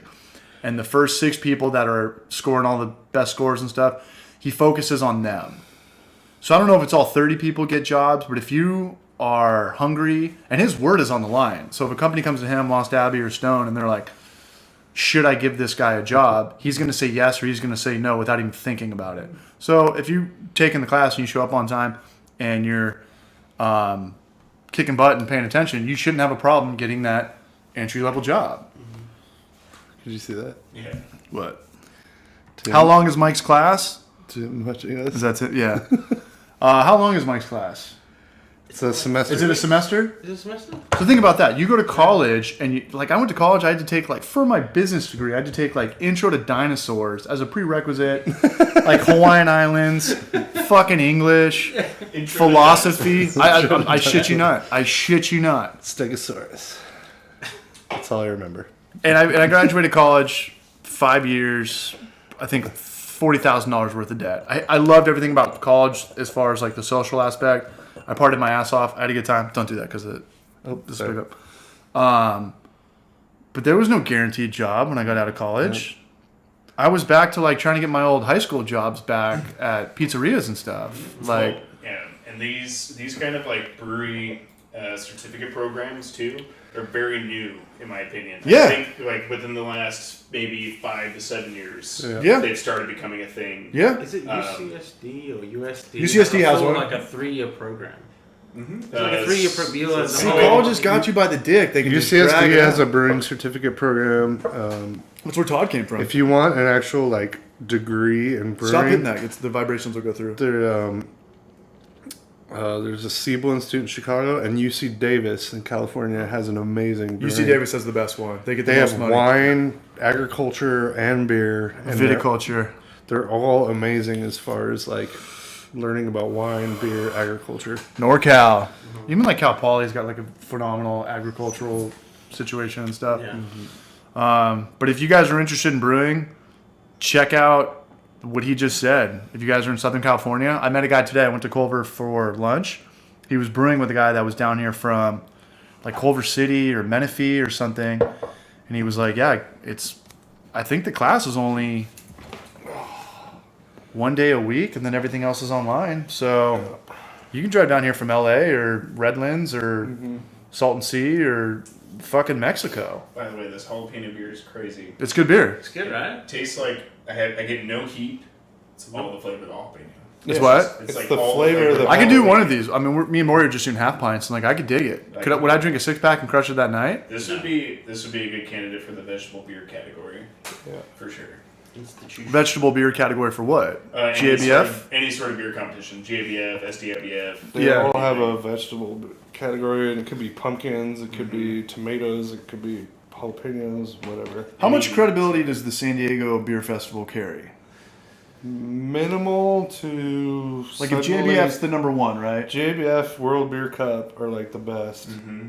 I The think most scrutinized, I would say. I think something like the San Diego International Beer Fest is like gonna be coming a close third. Because It's San Diego. It's like Comic Con. People want to come here. Anybody can sign up to be a beer judge. What? To a degree. If you have some That's sort not of good. affiliation, anybody can go sign up and be a judge. Well, they're hurting for judges. They would prefer to use. Do they keep it like GABF where it's like nobody gets drunk, nobody smokes cigarettes, everyone's blindfolded? No, So it's all kind of diluted in that sense.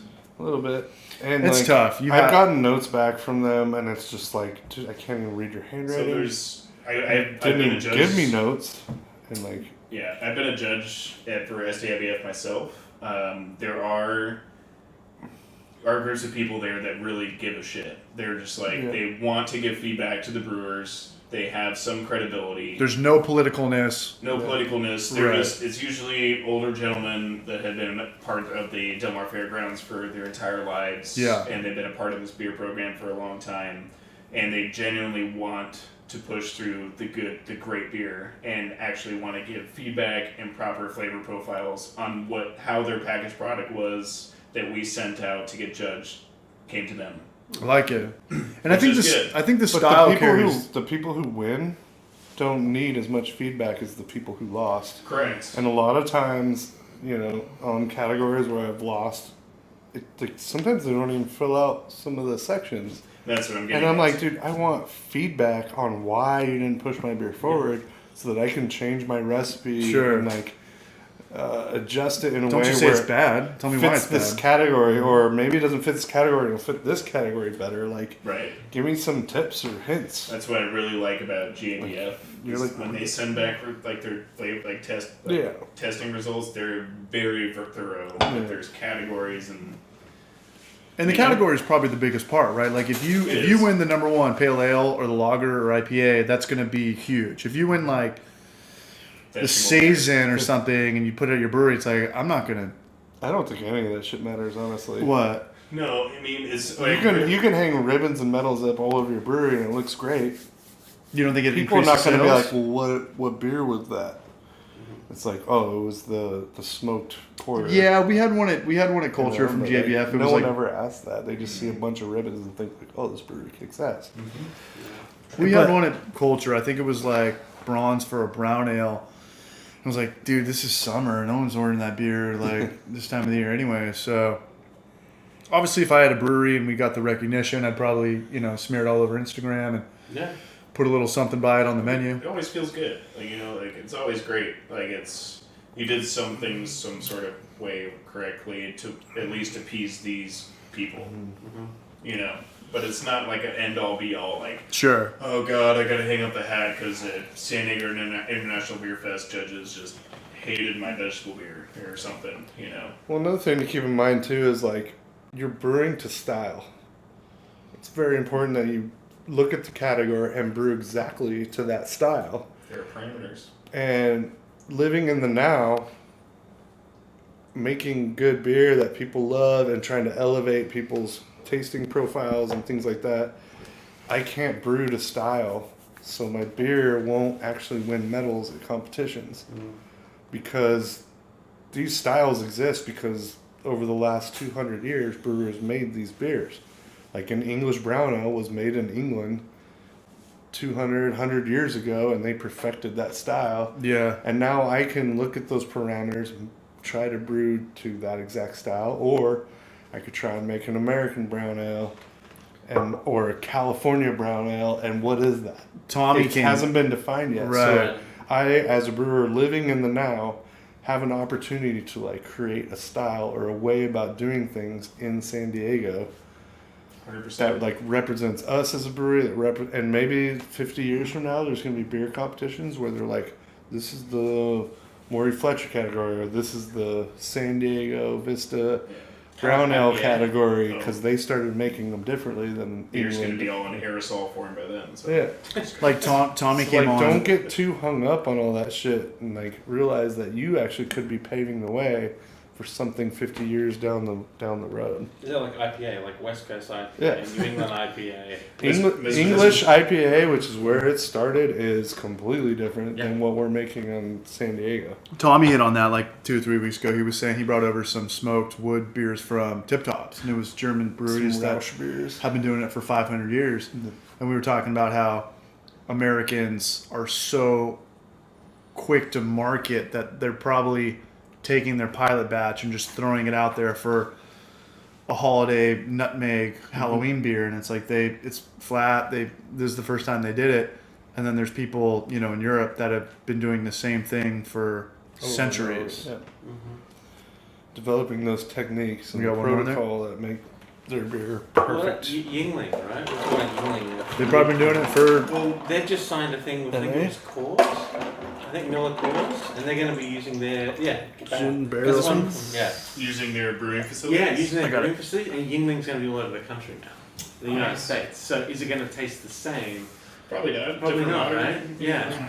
I hope it tastes the same. I know Guinness used to be like that. They I used mean, to brew in all different areas The around the world. recipe will remain the same, but the specific resources, region to region, will vary slightly. Yeah. I would imagine. Yeah, but if you develop the right techniques and protocol, I mean, if I go anywhere in the world and open up a Coca-Cola or a Budweiser Yep.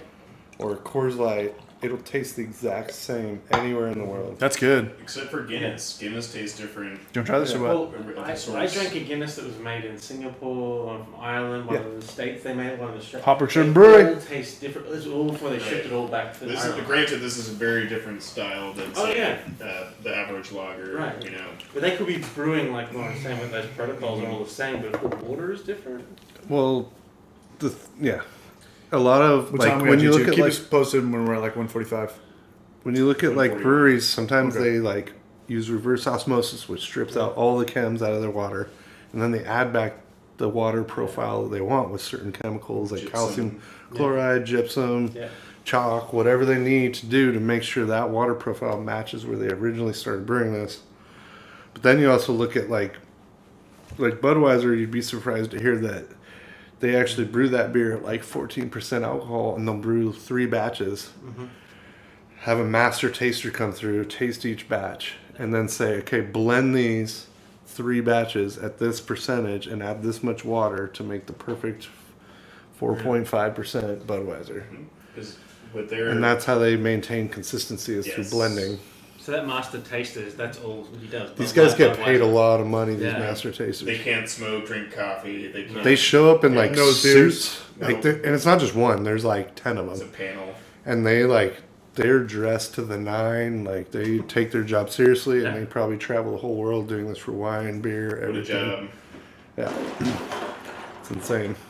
What do you think of this beer? But it's important. Why do you keep closing that? I keep throwing like trash in there. I feel like the ice is gonna melt if it's. It's not gonna melt. We're wrapping this up in like 10 minutes. I know it's. Is anybody still watching? Yeah, we still have 35 beers. Cool. 35 viewers? Yeah. What's on the can on that? That's, That one's- is that is the that one in barrel aged? Yeah. tastes Yeah, it wood. was a gin barrel or something. I saw. Oh, gin barrel, yeah. It's Maury Von Douchebag. CH Von Douchebag I like Schnitzel. gin barrel aged beers. I think they're good. I like gin though too. You do hate like gin. gin. Where'd he put that up on the Barrage cam? I don't know how much. I'd never seen. I gotta figure out how to make that unglitchy. That's driving me crazy. It's a little bit choppy, yeah. You know what's. Yeah, it's good. I'm gonna take that can home, by the way. Still hanging. Blake. You guys still with us? Blake, you still here? Blake. Blake! Stop closing that. Don't ever close that again. No, I get that. You want the can? Yeah. I'm gonna take the sticker off it. Put it on my fridge at home. How much time do we have left? I feel like I've been here for 24 So, hours. it's hour 43 minutes in. How long do we do this for? That's it, pretty much. What's up, David Holt? How long do you normally do it for? Hour and a half to 2 hours. We can go another 15 if we want.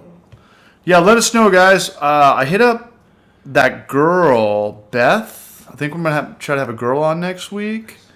What did Booze Brothers just post? A girl, like a Instagram weekly podcast.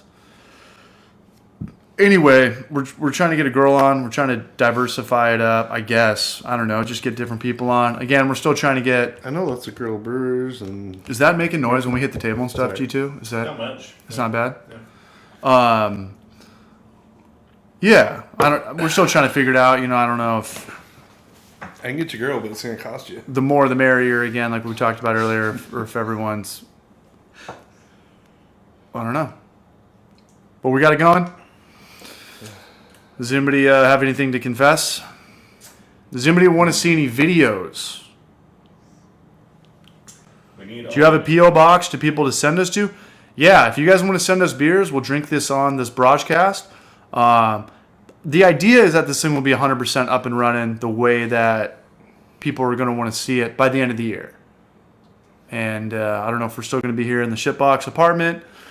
Hopefully it cools down because Or we'll be in the Dolph Lundgren. we'll be in the Dolph Lundgren brew house Where if he dies, he dies. drinking Suzuki Samurai. If he's drunk, he's drunk. That's just our slogan above the door. When the cops show up, If he's drunk, he's drunk. if he's drunk, he's drunk. If he's sick one, he's Ubering. If he's sick one, he's Ubering.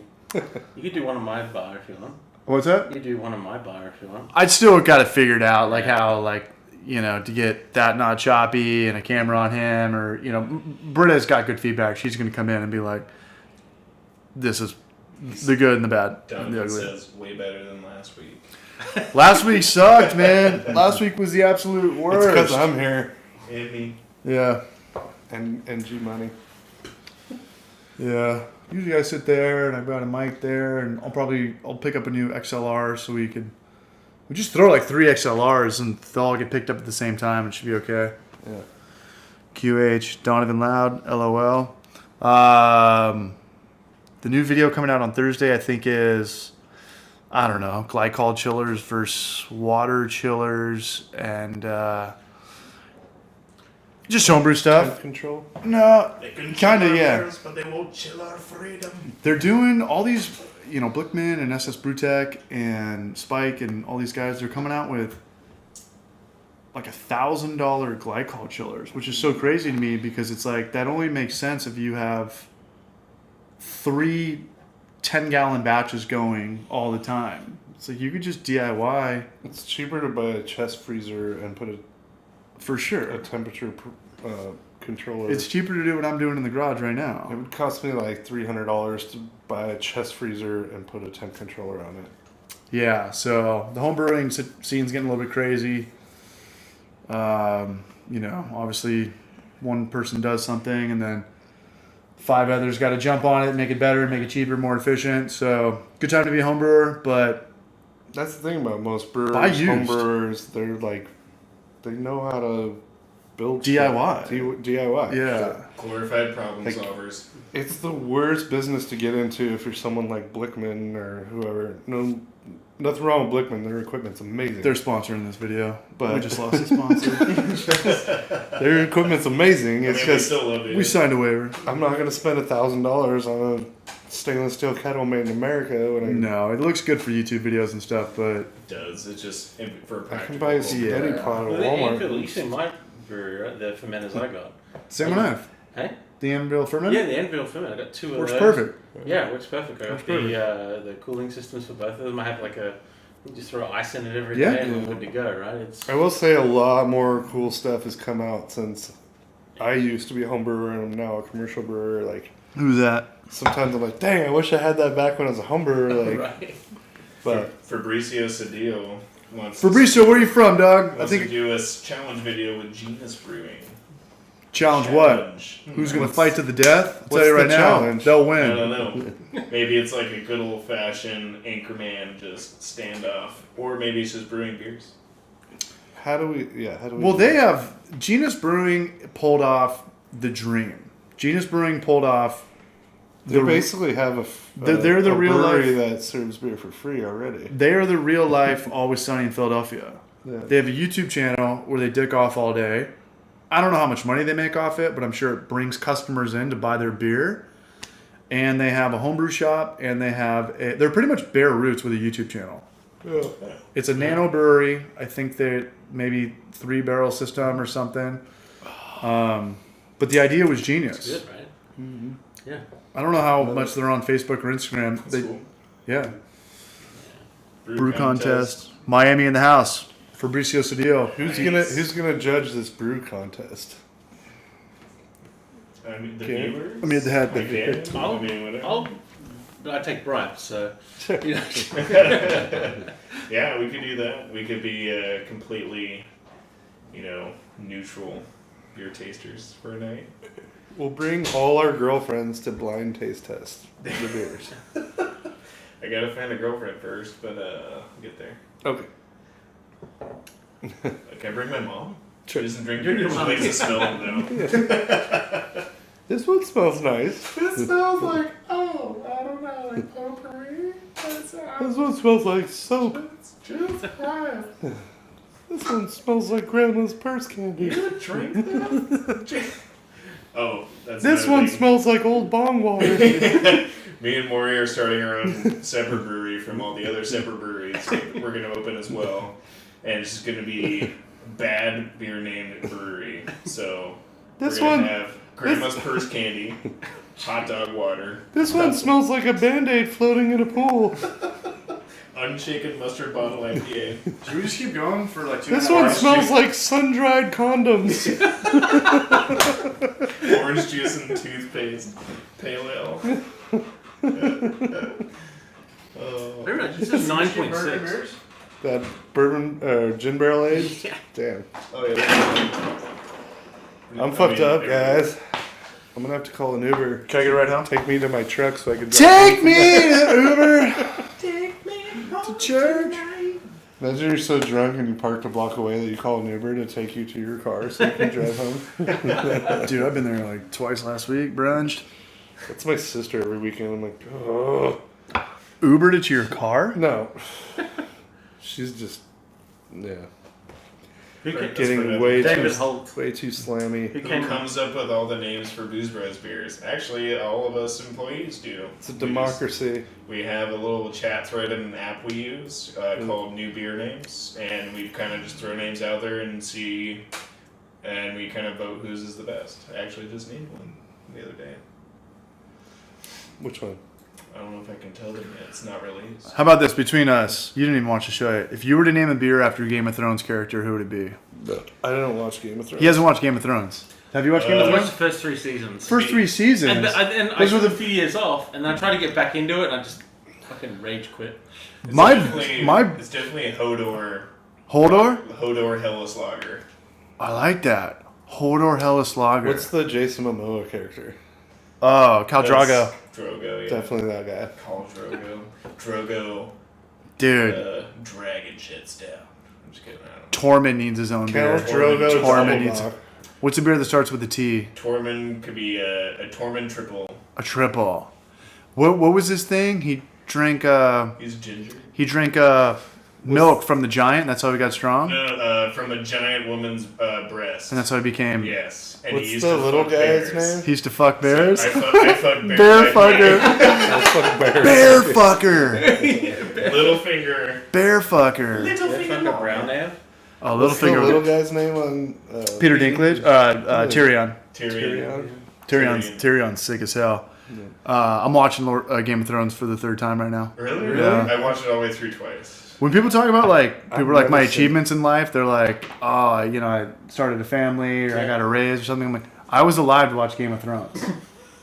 I was so inspired by it. Really? Sometimes when I'm bored and I'm like, do I really want to edit or work on this video? I'll put on Game of Thrones. I'm like, okay, if there's like a million guys that wrote, edited, acted, and did this phenomenal scene, I could get off my piece of shit ass and edit for like 5 hours about me and Maury chugging beers and shit. Like, if they can do this, yeah.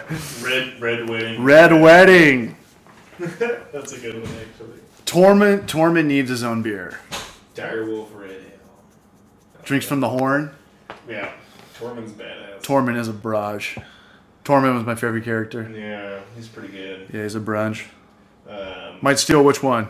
What's I can't White remember. Walker Wheat. White Walker Wheat. I'm sure that's actually probably It is, well, Out there. Is it out there? Has a white. Wait, did they have a? No, someone has a. Battle Mage well, has the beer is dark and full of brunch. Or Dark. Which- This beer is dark and full of caffeine. Which dead The coffee's may not get drunk. Which is dead may not. Wait, don't they have like a White Walker wheat or a White Walker? It's not Battle Mage. White ale. It's not. No. Oh, maybe I'm thinking of Battle Mage beers are Hop Dukin, and then mostly Lord of the Rings references. and World of Warcraft references. And World of Warcraft. which I love. Yeah, Thunderfury, Blessed Blade of the Windseeker. didn't know that one. Didn't play WoW, didn't play EverQuest. I was playing Chrono Trigger, Secret of Mana, Final Fantasy VII, Final Fantasy VI. Command and Conquer, you ever play that? Legend of Dragoon, Legend of Legaia. No, okay. No.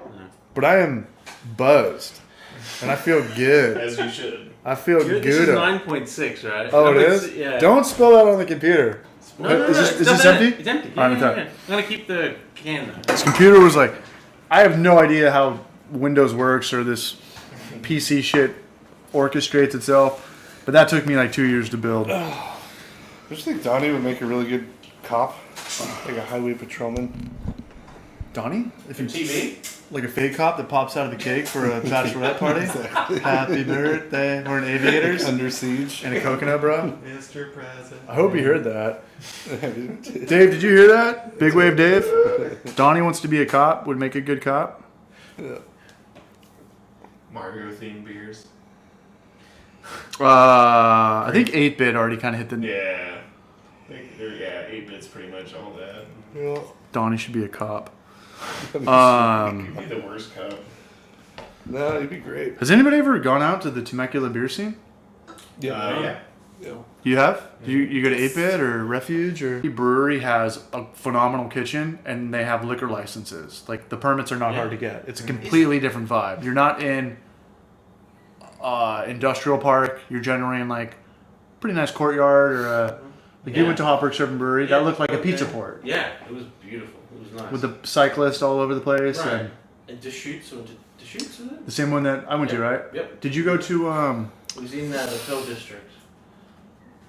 I know, me and Britta were, One thing I didn't understand about Portland is they had places that were pretty much cafes that served beer, right? But they always would have one beer of their own on tap, and they'd only be like 5-10 gallon batches.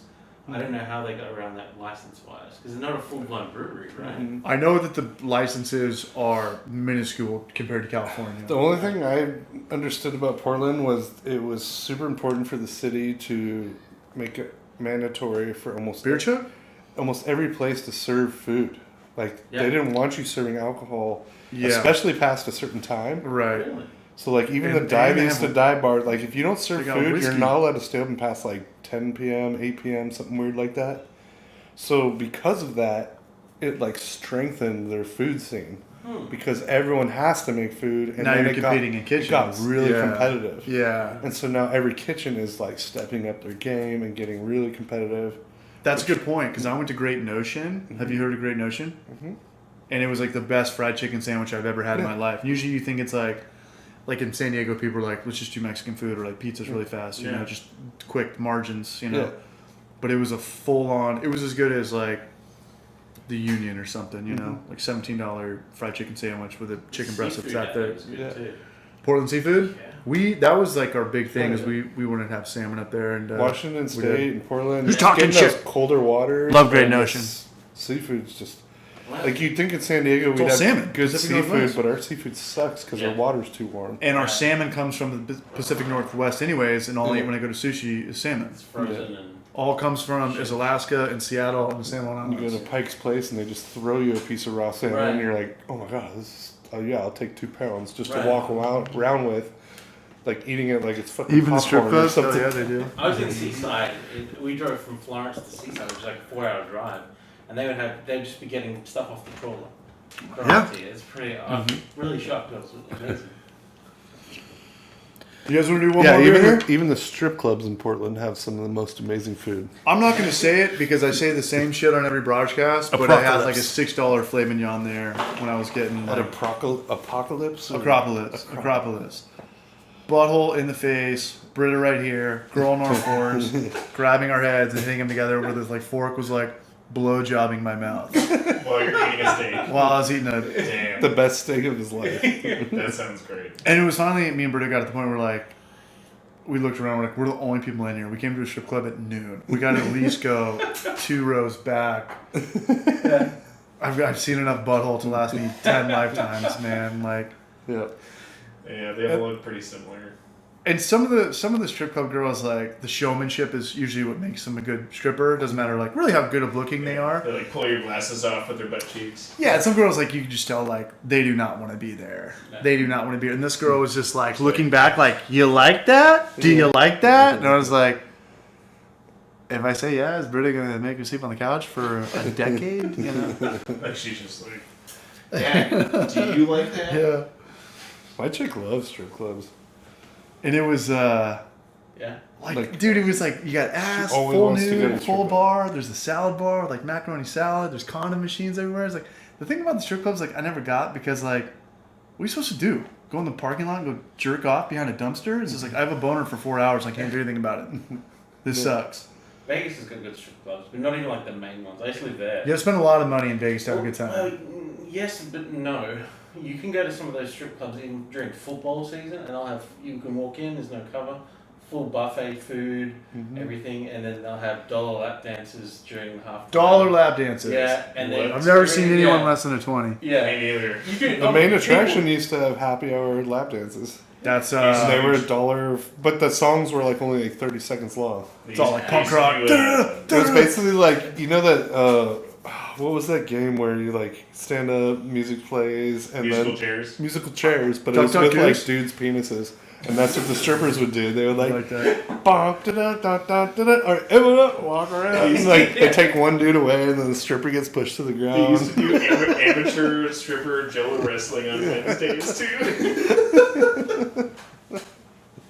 Yeah, I've seen some weird shit up there, man. Oh my god. That'd be hilarious at a strip club, like musical chairs, but with laps of dudes or whoever Like, chicks oh, dudes. no. It doesn't matter. What is, But like, what take is- away one dude, and the strippers have to like fight, and the last one gets like $100 bonus or whatever is special. the Purple Church is just top off. So in San Diego, if you serve alcohol, they're not allowed to show vajay Beehole. or beehole. Unless you're Goldfinger. So the main attraction serves alcohol, so you can get a beer while you're there. But they Saw only a thing peg they can leg do- stripper in South Carolina. What? Dude, that's the new name of our brewery. Peg leg stripper. in Peg leg South stripper Carolina. at SC, man. It sounds Who's like that? a beginning to a song. We get a subscriber? I fell in love with a peg leg stripper at a That's fucking awesome. Carolina. The one I time did it. the one time I went to I drank that beer. the one time I went to Yeah, right? Purple Only Church. 9.5%. I can barely tell. One more beer or what? Is Britt even here? You guys want to do What's that one I got? Kook Slam IPA? I mean, if I'm breaking sobriety, let's break it. Are we doing the golden tea? Oh, Ooh. Thank you. All right. I'll give you one more. Like the Instagram page, right? Yeah, it's a repost account. Kook of the day. Dave, this one's for you, dog. This one's for where's Big Wave Dave. Shout out to follow Booze Bros Dave on Instagram. He's a big fan. He'll definitely follow back. Yeah. He'll see you in 2024. Also, follow Bruce Bros Donnie. Her name was Eileen. Ask That's a him joke. lots of He's brewing lying. questions. That didn't happen. Eileen. Funny A joke, stripper bro. with one leg named Eileen. That's a Peg joke. leg. Yeah. Never heard that IHOP? one before. Yeah. Gotta wake up pretty early to fool. Last time I heard that joke, I fell off it. Oh, Casey's calling me. What happened? Casey Littlejohn. Who's that? Sandra's Casey. Oh yeah? Yeah. I was hanging out with him on Sunday. Oh, nice. Let me get that douche flute. Por favor. So hopefully in a year from now, we could look back at this video and be like, wow, that was bad. I can't believe we did that broadcast that Like, we way. didn't even script anything or Well, ask any questions. usually it's That's like smart. if G2's sitting there and if someone's talking, it's just like straight to the camera, like Joe Rogan or Well, we just need like a switch for that. It's like, no. And there's that. There's Elgato like iPads where you just touch the button. Who's ever talking? it's so easy. You just Yeah, it's like press- $150 bucks. Yeah. I'll stand by you. Get there one day. Yeah. Just, I gotta stop touching this. I'm addicted. You're looking like a gay. when you go back and look through this, you guys have picked that up and touched that. throughout this entire broadcast. Whoever touches it, So much. whoever picks it up out of being So much for it being such a dick. for who's ever nervous or just like we grab this, Maury goes like this or something. It's like you gotta chug. Anybody who gets nervous and touches the cock has to chug a I beer. hug myself. I'm good. This I love wooden you. wiener feels good. That's when I feel the most safe, when I have my wiener in my hand. This is the baton. That's how I keep myself warm at night. You too? Samesies. When's it gonna cool down? I'm starting to believe in this whole. It's October Global 31st. warming. I'm starting to believe in global warming. I never knew if it was like a political Every move year or- for the last 5 years, it gets cold the day of Halloween. That is Are you true. sure? Yeah, last year was like that. It's I literally the remember day. that. I'll bet Yeah. you $100 the day of Halloween you put on pants and a hoodie because it's cold enough for it. Alright, that's on camera. Remember right? when No, you're right. I remember that last year. It was I'm not freezing taking the it next at day. that, but remember when Al Gore was running for president and his whole ad campaign was putting it into global warming, and South Park just destroyed him with Man Bear Pig, and everyone's like, global warming doesn't mean shit. And we're like, I don't know, man. Like, it's fucking warm and it's almost Christmas. was that shitting on global warming necessarily, or just shitting on Al Gore? Specifically? It's just politicians, dividing people. Or is summer just shifting? Like, remember it used to be warm in like May, June, and now it's like cloudy and cold until like July. I can't So sleep now when it it's goes too from hot. like July to October, and that's summer. Where it used to be like May to August used to be summer, or like June, July, August used to be summer. No, I guess you're right, because when we used to go And it's snowboarding like in high it's school, shifting. we'd go in like November, and it was like man-made snow and shit. It was like, I thought this was supposed to be winter, but no, it was good in like February. Mm-hmm. I don't know.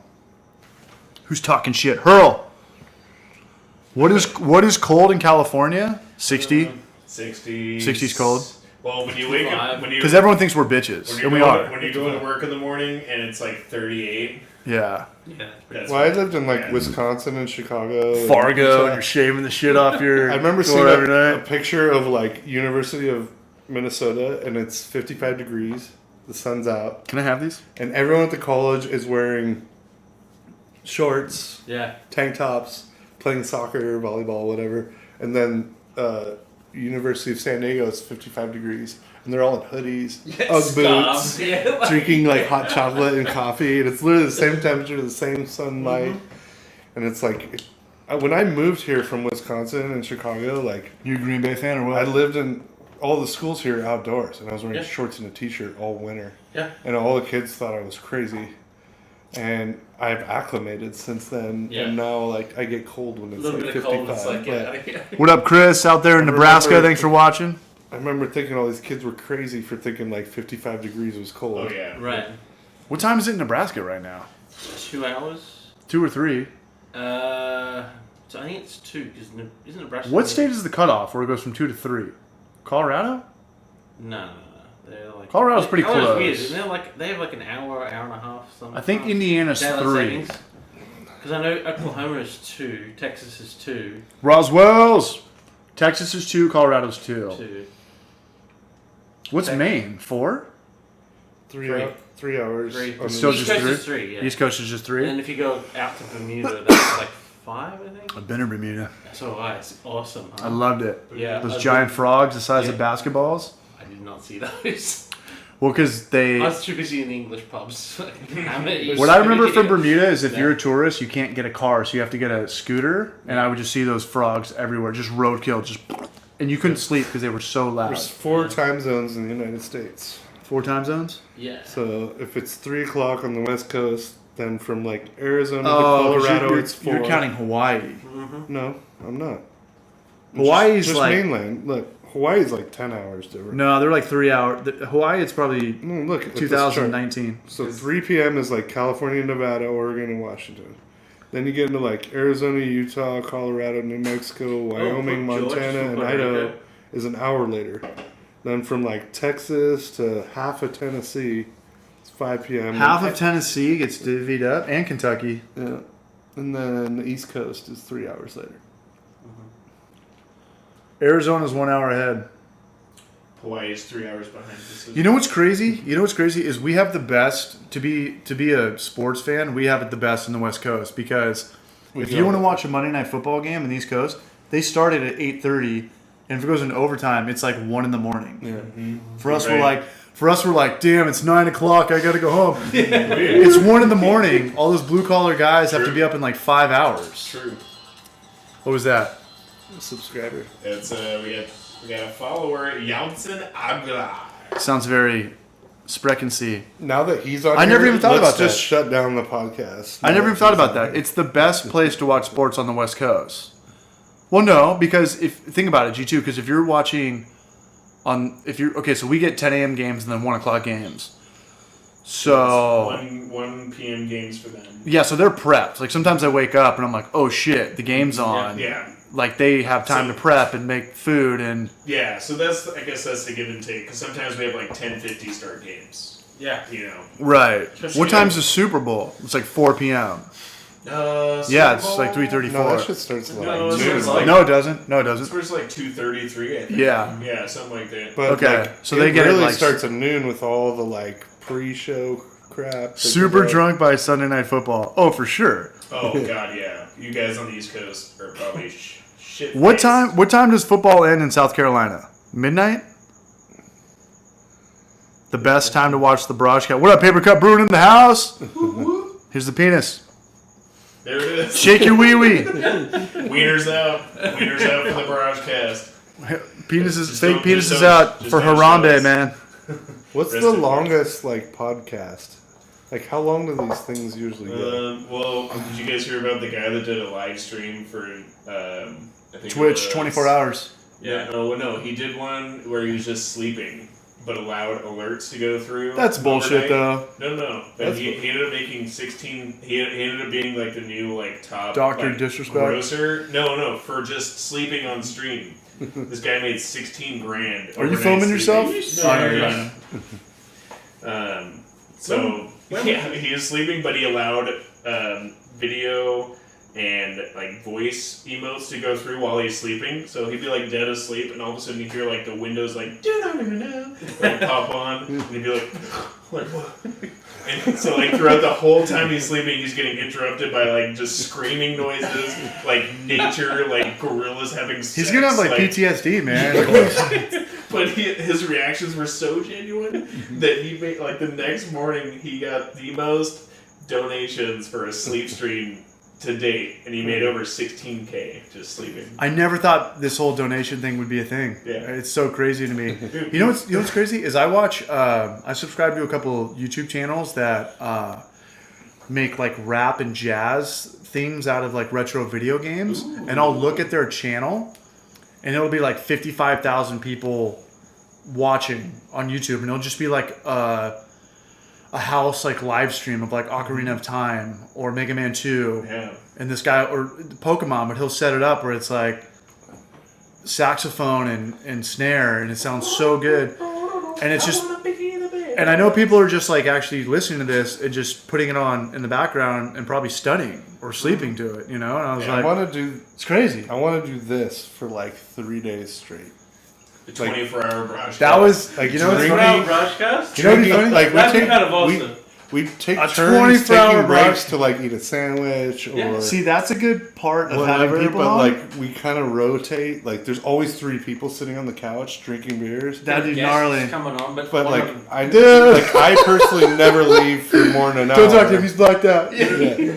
No, 'cause There could be some guy just passed out. Just starts but then you just keep going. the guy on the couch, You gotta keep the going. guy on the couch from Half Baked. Yeah. Oh, don't mind him. Like, And then the second guy goes out. It's just last week. And then like the Guinness Book of World Records shows up and they're like, "Dude, here's your medal for the longest fucking podcast that ever went." You only had 1 viewer the whole time, but we got the record. it counts. It counts. the most beer drinking on a live stream. You all are gonna die from liver failure. I was just thinking about that when I was taking my last piss because I'm trying to get that girl, that craft beer girl, to come in next week. It's like, if it's me and her, and I got to go take a piss, like people are out. You know, if there's like 3 or 4 people, we can go take a piss. You can go, go to Purple Church, get your lap dance Well, in. the first podcast I did with you, you Get left steak. for like I think, to take a piss, and I was like, I felt like Garth on Wayne's World when he's left to do the show by himself. Oh my God. And then like push the guy in, take off. If someone When I did the passes first out, they podcast do with you, weekend same for- deal. You went to take a piss and I'm like, Bernie's. so any questions? No questions. That's how it should be. Yeah. Like G2's, we're used to Babs. Babs doesn't say a word. That's why I'm trying to how to turn the camera around and get something on G2. But it's like if someone's got to cut out, just start answering questions. Yeah. I'll Just got a wax question. poetic for hours if someone asks me the right question. I like doing this. This is fun. This is cool, right? Yeah, I like this a lot. Do you have to mess with any of this at all? Like, is this whoa? What I have it on? If someone passes out, then you have to do a weekend at Bernie's No, I didn't touch that at all. But I like If someone it. passes out, we have to turn them into Weekend at Bernie's. Usually I have it on like 6 or 7. Yeah, I got it. I'm loud. Culver Mike's the loudest. Maury's the lowest. So if we could just put like the one microphone over here. Yeah. What?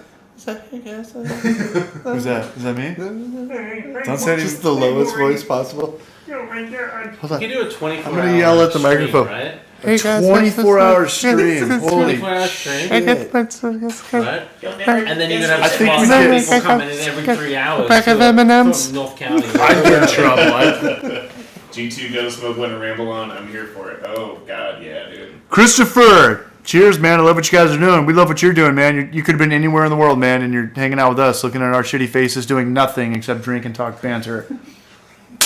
How long does this podcast go on for? Shut the front door. This is great. This is cool, right? This is fun. Can I take How a many smoke people are break? still on? 32. 32 people are still watching? Yeah.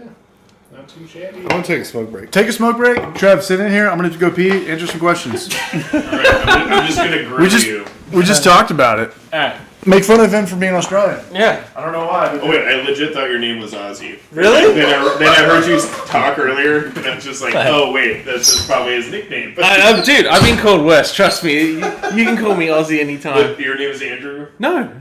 What is your name then? You know my name? I don't know, man.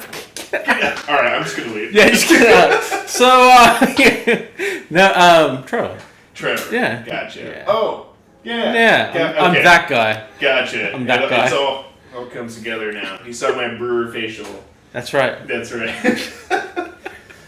So, Oh, have we got any questions? Because I probably won't give you good answers, but Cool. you do it. Do a brew day breakfast for charity. Oh, Yeah. a BRAJCAST breakfast. Gotcha. Okay. So most of this stuff I like runs that. through CH. So Yeah. you know, he's Okay. asked me to come in a few times to So hang in. So what is your brewing background like? Do you have? It's just very limited. okay. So no, I actually started. So I started brewing with my dad. Well, actually, he started brewing when I was younger, right? Early teens, and he would brew up a lot. Like back in Australia, he'd have in the garage, he'd have like these big plastic fermenters and coopers. He'd brew up all this coopers, and he would just keep brewing and brewing and brewing. They have milk crates stacked full of beer. Right, so all of a sudden it would become, presents and drinking with his buddies on the weekend, and sometimes he'd have to throw it out because he'd have too much. Yeah. But he used to love the process, and he'd That's actually really cool. ask me to come in and help him, What's and then your- he stopped. What's your earliest memory you think you have of you like helping your dad in like the camping? Camping. With my dad, Camping. or with Oh, brewing? camping. Yeah. Yes, with brewing. Yeah. Yeah. So he'd have this like wooden bench, right? And he'd do all his brewing and everything, and then he'd have his fermenter there. Yeah. But he'd have a capper that he would nail into the bench, and then he would be Yeah. there just. He just didn't like capping, but I used to love it. So That's he's sitting awesome. there, I actually used to cap my own. I did beer sales back in the day for Breakwater Brewing in Oceanside for a time, Yeah. and I would hand cap my own bottle samples. Really? So I just fill them off draft, and Yeah. just hand cap them right away. Right. And believe it or not, I That's tested them over the years, and man, they last a pretty good time if you cap them right. Like Right. they'll last a pretty good while, even from just pouring in off tap. Keep that rice. Instead of that gin Can. sticker can. Gotcha. Yeah. Yeah. But I always worry that you have like oxidizing. For sure. So you it's know. always like drink it in a couple days or not. If not, Yeah. throw it away. I created a few friends of mine who've asked me to make batches for them of clones of beers from like You good, bro? the Midwest or whatnot, and I've made it, and you drink it after. happened to this cat? I don't know, man. you drink it after like a few days and it'll be okay. But then you leave it like a week or two, even in like a cupboard or somewhere which is like fairly temperature controlled. You go put it in the fridge for a few days, you drink it, and it just doesn't taste right. You know, it tastes a bit oxidized. You know, so when I went from bottling to kegging, it was just Like night and day. It's like I'll only keg. You know, but 100%. I had to change my taps as well. That was the other thing. That's a good way not to get burned out on brewing. Is the faster you can get to kegging, and the faster you can get to 10-gallon batches, you're going to stick around as a home brewer. Because 5-gallon batches you burn. You just burn. And with kegging, you're like, this is worse than picking up trash at the beach. I have to do this like 50 times. Like this is hell. Yeah. See, that's crazy. Dropping the sugar tablets in. That's a really good thing. Get to kegging fast. Yeah.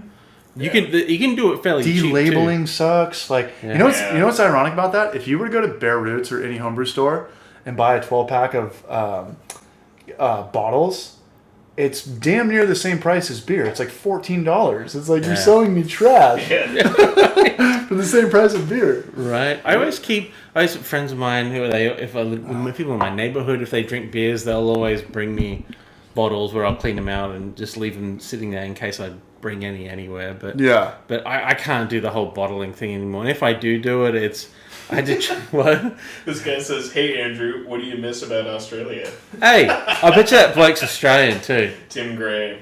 Yeah, he sounds like he's from bloody then another Melbourne. One, Christopher asked how long you've been brewing. I guess like maybe like home with your dad and stuff. We were doing it for a few years, and then I actually at the end of last year, my mother-in-law bought me a Mr. Beer kit. Mm-hmm. And I was like, I left it there for like a month, and I'm like, and I finally got around and did it, and the beer was complete crap, but I could get drunk off it and have a good time with it, so I liked it. And I'm like, I actually really enjoyed this. Yeah. Maybe I'll go out and get something else, and did a bunch of research, looked at someone's videos on how to do it, and then I went out and started. Then I just escalated from there. I went and bought fermenters and did a bunch of research. That's awesome. Yeah, I turned a fridge into a kegerator. Like it was pretty much a YouTube series that you had done,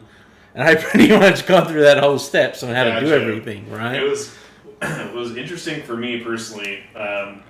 I did absolutely no home brewing prior to my experience in a more professional brewing setting. Yeah. I got lucky. As soon as I turned 21, I was working at a pizza kitchen, Breakwater, who also brewed beer. That's in Oceanside, right? Yeah, sure is. Coastal. Oh, yeah, I know those guys. So, was washing dishes, managed the pizza kitchen for a while, eventually got to the place where I could swap over to brewing.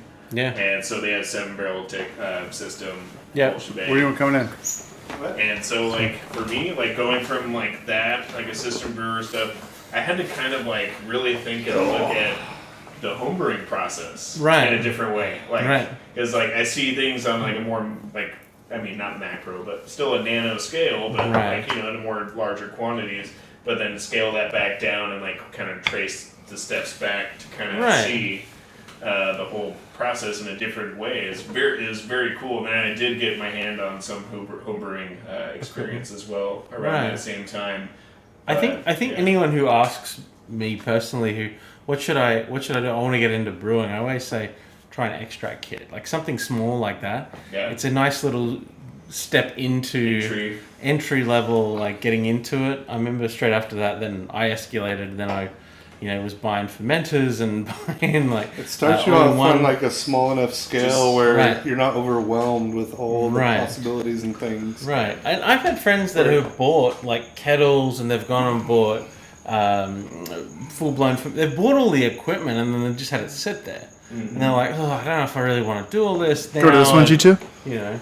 Whereas, those sorts of kits initially to understand the concept of brewing, like it's not brewing like you're brewing on a commercial scale. It's not brewing like he's brewing on a home brew scale. I did extract brewing for a couple years, and I actually loved it. I sometimes go back to it because it's so simple and so easy. Right. And like one of my most favorite recipes is to boil 3 gallons of water, dump in 6 pounds of liquid malt extract. Yeah. boil it for like 15 minutes. Yeah. Turn off the heat, dump in 3 ounces of citra hops. Put the lid on, let it cool naturally overnight. Smell good. It's Old Spice. Yeah. Did you use mine? And then in the morning when I wake up, I sanitize the fermenter, dump the 3 gallons of fermenter, top it off with bottled water, and it's like one of the best pale ales I've ever made. And it's just so easy. It's something you can do like if you work all day and you don't want to spend another 8 hours like brewing after work. Like it takes like 2 hours out of your night. Do you find I don't know what it's like. I've only experienced a couple of breweries here. Like a friend of mine, he's from Indiana, and he had this. It was a Gumball IPA or a Gumball Ale. I can't remember it right now. And he asked me to brew it for him because he could not get it here on the West Coast. So I said sure, but the kit came from the actual brewery. Here comes the girl, right? She's gonna crack some skulls. So that was one thing that they're doing 3, to generate extra 2, revenue. 1, And she's out. and she. But in Australia, there's on the Gold Coast where I grew up, there's a new brewery. Well, new brewery. It's been like 4 or 5 years called Black Hop. They've they've become one of the bigger breweries over there. They're doing extract kits now for everyone throughout Australia. With the beers they make. With the beers, for the beers they make. That's awesome. Right, and that's the one way that they've found to, get into other areas where they don't have distribution, and then people start asking for their. It's a Gumball Head by Three Floyds. That's the one, yeah. Nice. Yeah. It's an ale, right? No, wait, it's a wheat ale, right? I'm not familiar. I'm familiar with the brewery very much so. Yeah. Phenomenal brewing company. But I don't know specifics of Gumball Head style or anything else. Might be a wheat ale. I don't know. But Could probably look it up here. So. have you guys? What's it take to get to make that extract? Like, what's the? Sorry, I'm hijacking this, but Go for it. How do you make extract? well, if you're a brewery and you're like, okay, I don't have distribution in West Pennsylvania, but I would love to get my stuff out there, and a quick way to do it is to talk with home brewers and get stuff. Most home brewers are pretty they know how to make stuff if you just give them the recipe. So, real quick, Gumball Head is a wheat. Yep. Yeah. Gumball. And even Stone, when they kind of switched gears from their usual stuff, they had a big changeover, and so they released all their recipes, and all the homebrewers were stoked. You get the Stone Smoked Porter, their regular pale ale, their regular Stone IPA, and you can find all those recipes on their website. And I think that was a great way for all these homebrewers to have access to this information, but to really promote Stone worldwide was to actually release these older recipes that. This is a good shot. This could work. Do you think Moe, Curly, that's a and good Fuckhead? I like this. Say with your recipes, do you think that's a good way? Is that a good way to go about things? Would that? I don't know. I don't think there's any wrong reason to share recipes with people. So I'll be using the same components to a degree. When I worked at a homebrew shop, I could give the same recipe to 10 different homebrewers. It's going to be different beer every time. The beer would taste different. Yeah, that's what I'm saying, because people don't hone in their system. People have different techniques and protocol in the way they do things, but they're just stoked to see the recipe and to play around with it. Sure. Yeah. And there are some people that will follow the recipe to the T. Right. And it will not come out the way they want still. Right. Because it's their system that they haven't honed in yet. Could be the water they use. Could be their water they use. Yep. Could be the hops aren't as fresh as what the actual brewery's getting. Right, that's what we were talking about earlier. It's you got to focus on just the things that you can control. Even at a commercial scale, it's you can get... Consistency's not easy. Well, even you can't control your vendors. You can't control the barley. You can't control white labs. You can't control... Well, a lot of these ingredients are grown, on farms, and every year, the rain could be different. There's different variables on the weather could be for different. Everybody. And a deer could have peed on that specific hop. And we drank it. It didn't get as much water that year. There was a fire in Napa Valley, and that it made all the wine grapes smoky that year. Some sort of contamination in the packaging process. You have no idea how long this goes on. I even go to. It's funny because when Bevmo does that 5-cent wine sale, The crickets are coming through. crickets are coming through. Yeah. No, but when Bevmo does that 50-cent wine sale, it's Hold on, you should tell a joke. And then we'll just listen to crickets for like 5 minutes. Liquor? I barely know her. wrecked him, damn near killed him. No, but when I worked at a place. You're right. When I worked at a place in Napa, it was called Florida Springs. People would only come to Napa to buy their wine there because if you go to Bevmo or something, every Bevmo you walk into, they just have like wine right there that's just getting beaten on by the sun. You don't know what the actual like distribution guy let it like sit out in the sun for an hour. Right. Yeah. Sunlight and oxygen are alcohol's biggest enemies, and it's like you don't know the finesse of how this got there or who didn't give a shit or how long this was out. It's the same thing with beer too. That's what I'm saying. Plenty of liquor stores and bigger companies I've delivered to personally. Not everything's cold storage. No, and if you go to That's on a Bev, shipping dock for The 3 next- hours. Talking hazies, West Coast IPAs, for sure, things that really right by should the be, door, like, where it's right by the door, where yeah. it's like the least amount of. Right. It's not even close to the cold box. The sun is right there. It's like that beer is going to taste different than the beer that they put in the fridge. Yeah, and let alone the back area is just getting baked because you know well that that's not getting air conditioned or any sort of temperature control going on. It's just how hot was the day. That was the thing in Napa that like gnarly wine connoisseurs would go after, and I could see beer doing the same thing. They're like, I'm only getting my beer from the brewery. I don't trust beer through distribution. There's some truth to that for sure. For sure. Do you see Pliny the Especially when it's in a Russian bottle. River, right? On their Especially when it's in side a of their bottle. when they print their labels, Even it cans. will show the day that it was Sure. bottled. And I don't know, here in Southern California, like we've drank a Pliny before, 2 weeks from the day it was bottled to what it's been drunk. I don't know how normal that is, but Most like Is that commercial normal? breweries, when they start to get really It's big expired into to coincide. packaging, should have some type of date coding on their yeah. packaging. And if they don't, then they just don't care. And that's a good sign. Don't care, or they had a malfunction with their printer and that particular pack didn't get coded. Well, they don't know the regulatory situation, right? Mm-hmm. It's tough to So it's like print things on a can, like just a date code. That's But- why it's like kind of important to go to like if you're gonna go buy craft beer, you need to really find a good spot that has a lot of new stuff coming in and a lot of the same stuff you used to buy is just gone. That's a good indicator of that, okay, they're keeping their supply fresh and you're gonna get some new availability options. And it's probably okay. Or another thing you could do is just look at the date code on the bottom. Or we were talking about earlier, it's like people that are like the whole people not cleaning their beer lines. It's like if you have your favorite beer that you go to and you go to this, you go on vacation in Podunk, Dakota, whatever, and you try your beer there and it doesn't taste the same, you might not know that it's the beer line, and you might not, because of that, you might not ever buy that beer ever again, and, Exactly. and you lost a lifelong customer. 100%. There's too many variables. Yeah, there's a lot. And, you know, like, and there's also, like, maybe the one keg you got was at the tail end. Bottom of the fermenter, barrel, yeah, you and know. just eked by quality control somehow.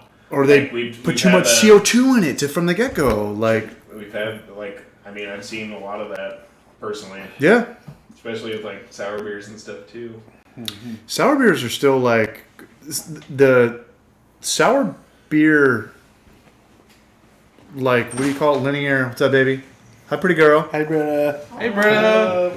The sour beer thing happens so fast because if you think of like when I was working at Booze Bros with you, sour beers were traditional, like Flanders and stuff. It went from barrel aged to like kettle sour to like Good Belly to now like Lallemand yeast to like in like the 4 or 5 years of sour beers, it's been like It's a niche market, and unfortunately, like, not enough people like sour beers. We my all favorite like beer. we all like to taste it, Right. but we don't like to sit down and drink pint But after that's pint the, of it. that's the beauty I do. of all this now, I do. though, is that, like, we're in this day and age now where anybody can make any sort of beer, any style they want, and we can go try it. Yeah. Do you guys talk about Tool Box? Yeah, I was just thinking the exact same thing. I That miss them. cucumber sour they had was so good, but it was like a palate I changer. know, they were so good. When I was still delivering, I used to see an occasional keg of theirs at random accounts. And I'm Really? like, Why talk about Toolbox? Why talk about Toolbox? Just because they went out of business? They were sours. That was what they did. They were. Yeah. They were so weird. They did like Phenomenal. milkshake. They did milkshake IPAs and They sours. only started doing that when their business was like failing. Yeah, and what's cool is they wildly propagated their own yeast cultures from wild fruit. They made amazing sours. Yeah. Their price point, I think, was too high. And And they got like, I didn't want to buy one bottle for $45 Because they did barrel age. It wasn't kettle sours, Yeah, right? it was like traditional, like Let it sit Belgian for a style year. barrel Yeah. aging. Spencer. And they were That's really his good. name. Yeah, Put them in like But- a tequila barrel from Rosarito for a year. like of I course could you have to jack try the price up. and taste everything at their tasting room, and then they're like, "You want to buy some? It's only $45 a bottle." Yeah. Like for But one, he and it also- wasn't even a big bottle. It was like a, No, Yeah, it's like a mead 750 bottle. milliliter. some of them pint were and a half. smaller. Some It's were like Twisted 500 Horn bottle. It's like Right. 16.9. Right. Yeah. But he also bit off more than he could chew because he also owned the suite directly next door where he stored all of his barrels he used. That's local roots. Just yes, exactly. Yeah. So that was part of his downfall. Like if he just had the one suite and try to consolidate a little bit more so and not go so big early on, it might still be right. Or if he had beers that could just turn people over faster, just have like a pale or one IPA that like Yeah. That's what he was trying to do at the end. He was But it was trying to too make late. hazy, Too Yeah. late. It's Trying to too make- late too at late, that too point. late. trying to Yeah. make milkshake IPAs, but he'd already like again, it's one of those like first reputation things. Who was around first, Booze where you're, Brothers like, or fighting to beat or, your reputation? Booze Brothers or Toolbox? Booze Brothers. I hope that Not by much, Spencer's man. still brewing though because he made some great sours. Those sours were great. He's in Yeah. China, I think, doing. Is he commercial contract brewing? He's doing something in China. Well, the guy Did was, he make his money and get out, or did he lose all the of it? guy was like their best brewer who made all their best stuff. Peter Pericone. And no, No. It was. that guy was Sorry, Peter. Belgian It beaver. was Yeah, I grew up- Spencer and one other guy. I grew up with Peter. I'm He friends was a with guy Peter. with I can dreads. talk I shit think about his him. name was Josh or James or something. Blonde Red? But he ended up getting an offer from McKellar, Oh. and he like moved to Denmark to run their like sour program Holy because shit. they were so hyped on what he was doing for Toolbox. This was And before McKellar- Peter? Yeah. Peter Pericone has always been with Belching Beaver, as far as I know, but He was I at could be Toolbox wrong. before. Yeah, he He was. was? Yeah. Okay. He tried to fire Spencer, and Spencer was like, "You can't fire me. I'm your boss." It's a true story. Peter I grew up with Pericone Peter. is a He's good a- brewer, but He's a fucking spaz. He's got a I wouldn't- hot head for sure. I went into Toolbox. He's not one listening time. to this. Get it out, man. Yeah. I grew up with the guy. I played lacrosse with him. I went into Toolbox. His dad one owned time, Subways in Encinitas. It was just Spencer there, right? It was me and him in the tasting room. Nobody else. It was fully open. And so I just started picking his brain on like everything. It's like I was fresh, like, you know, I was still in, I think I was brewing for Breakwater, or assistant brewing for Breakwater a little bit, and doing some sales still at this point. Correctly? Help yourself. So he literally gave me the grand old tour. He showed me his yeast propagation. That sounds amazing. Brought me back from everything. Raspberry and the sour. whole shebang. And he was so passionate about it. He just loved every part of it. He was just He's a so good dude. into it, and I really loved that aspect about it. It like got me. I was like, oh my god, this is so cool. There's nothing that's more sells me on a brewery more than a passionate owner or brewer. I love it. That's exactly what you're It's saying. fun. Yeah. It goes back. good. It goes back to Mike from Clover, where it's like, I don't want a salesman. I don't want a bullshit. I want a guy that's like speaking, like he's singing, like it's coming from his fucking heart, and Yeah. like that's it. Like he's just talking. Like he doesn't have to try. Right. Like, There's only one customer in the. Yeah, we got to figure out those. Here, help me out. You break it, you buy it. Am I pouring? Yes. That's the Oh, one that's I bought back from That's good right Portland. But the thing about that, sorry to interrupt you, but the thing about that G2 is that the passionate guys aren't like the salesman guys. All right. tilt, We do have a $2,000 computer over here. tilt up a little. No. We're good. We're good. You want me to get that? There's a lot of expensive Perfect. stuff. Put that over there then. Yeah, that's pretty much done. You want to try that? The jalapeno. You're the last one to drink. Get rid of liquored up. She's all pissed that I broke sobriety. Well, She did. cat's out of the bag. You. But I'm serious broke it, about eh? that. Like, I'm not sober. Good for you. Hey. Britta doesn't drink. Like, She he's doesn't kinda- drink. This was like the most. he's I've ever whipping drank in a himself month. right now. He's like, But I'm with you. Like, if you actually go into a place where there's the owner and he's legitimately like, you can tell that there's no salesman shit at all, and he's just going off passion and Yeah. heart. You're like, I'm gonna remember this forever. I mean, I guess there is a there's a slight difference from the average consumer asking this, and then like someone that's that has some sort of experience like brewing in it to a degree. So like if you ask the right Is it questions and you can see that Yeah. that just ignites like their interest to. Whoa, explain guys, things more figure it out, to Maury. There you go. I only have one eye. That's Right, about but it. if you spill or whatever, I'm just gonna hear about it when you take off. I didn't spill But- nothing. I know. You did good. Did Like, good, kid. When you can ask the right questions and see them just elevate in level of excitedness, More excited. Excitement. more excited. That just like points to me even more so like Yeah, that's just, my beer. like holy No, it shit. wasn't. Like this guy's just not in it to like I'm trying to flip this shit and Right. make some fucking money. Right. I want to stay here. I'm gonna be here for a while. I'm gonna make some good beer. Right. And drink. It's like talking to the artist, you know. It's like, yeah. Like this is what I want. Well, it's like Christian from Hopworks Urban Brewery. We talked about it, yeah. Yeah. He just was there last week. Yeah. So I brought him back. Yeah. This is an interesting jalapeno beer that's been sitting, but it's good. I heard someone talking about it. If you want to try some. It's not Yeah. spicy. Oh, that's actually really good. He just brought up a good That's point. really good, right? Yeah, it's Like- wonderful. Like the actual, This one's very good. like almost bell pepper. Oh, I smell this Jalapeno. sour in here. Prickly pear. It's good. Cactus, right? Right? It's like it's just flavorful. It's not Yeah. spicy. Good. Yeah. How much was this, a 4-pack or a 6-pack? Oh, so I You know, went most in of there these are and I just just Start I was burning back grabbing. and forth. You're They just had 4 packs. There we go. So what I did was I grabbed one of each. I just took it and then made my own 4-pack. Nice. And I went up to them like, I don't want all. I don't want. I just want these 4. And they're like, all right. This fucking guy. I already had a few. So how much were they? They for were the like phone? $8-9. For each one? Yeah, and then the gin one was like 14. Yeah. Was it? Yeah. Oh, because that was 10%? That to $18 4-packs. Donovan, where are you from? I forgot. I think it was South Carolina.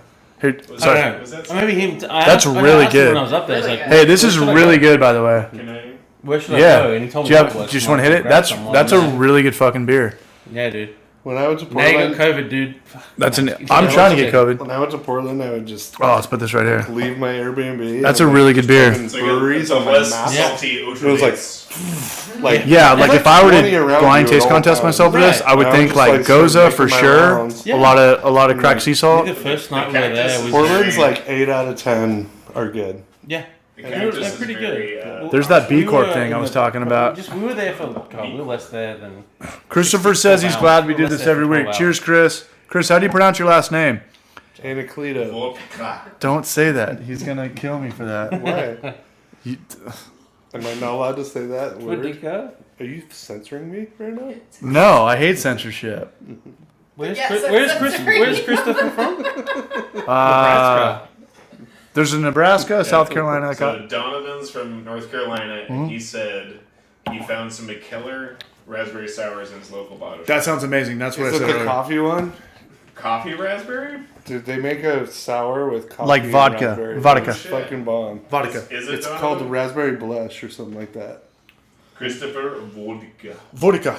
Food. Me gusta lo. Nebraska. You mean Nebraska? How did you What's the Christopher furthest? What's the furthest east Veronica. coast you guys have been? Oh, vertical. For the East Coast? Bermuda?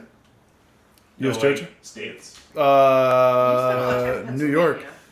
You've been to New York? I've been to New York 2 times. When my mom first became a Unique flight New attendant, York. I traveled with her on every layover when I was like 14, 15, 16 years old. And I wanted to get a baseball hat of every city that I went to. Oh, that's cool. Pittsburgh, Mets. You mean the baseball stadiums? No, like remember Fred Durst from Limp Bizkit used to wear the backwards red hat? I was like 14. I was like, I gotta do that, man. Rolling. Donovan confirmed that was the coffee raspberry sour. Wow. He confirmed it's the coffee raspberry. Who's this? Is that you? Yo, Braj Bros, what kind of East Coast breweries have you been to? What are some of your favorites? The furthest brewer I've been to on the East Coast has been New Orleans. I think I'm speaking for you as well. New Orleans beer sucks though. I know, because of their water. No, well, Yeah, it is. there's a couple craft breweries that have popped Avita? up that have been good. No, that's like old school. It sucks because and of their Avita's water. good because they're old school, but That Yeah, Andy Gator their beer I beers. almost spit out. They- It's just different. It's they called started Andy cranking Gator. out hazies that were like okay at like some of these smaller craft breweries, but yeah, it's really weird that their beers. You know what? Their craft. I'm gonna go ahead and say that New Orleans alcohol scene just sucks. Their cocktails, their signature, the Hurricane, the Grenade. The rum Like, daiquiris. do you want this like sweet sugary hangover that's really bad? Like, I'd rather just like when I was there. It's a good place to get drunk I there. realized they had Lagunitas IPA and Jameson, and I just switched to that. Did you know you can After get, like 2 days of trying all their beers and cocktails. Did you know you can hire a parade for yourself the same day to follow you around for hours on end down Bourbon Street for $300? I did not know that.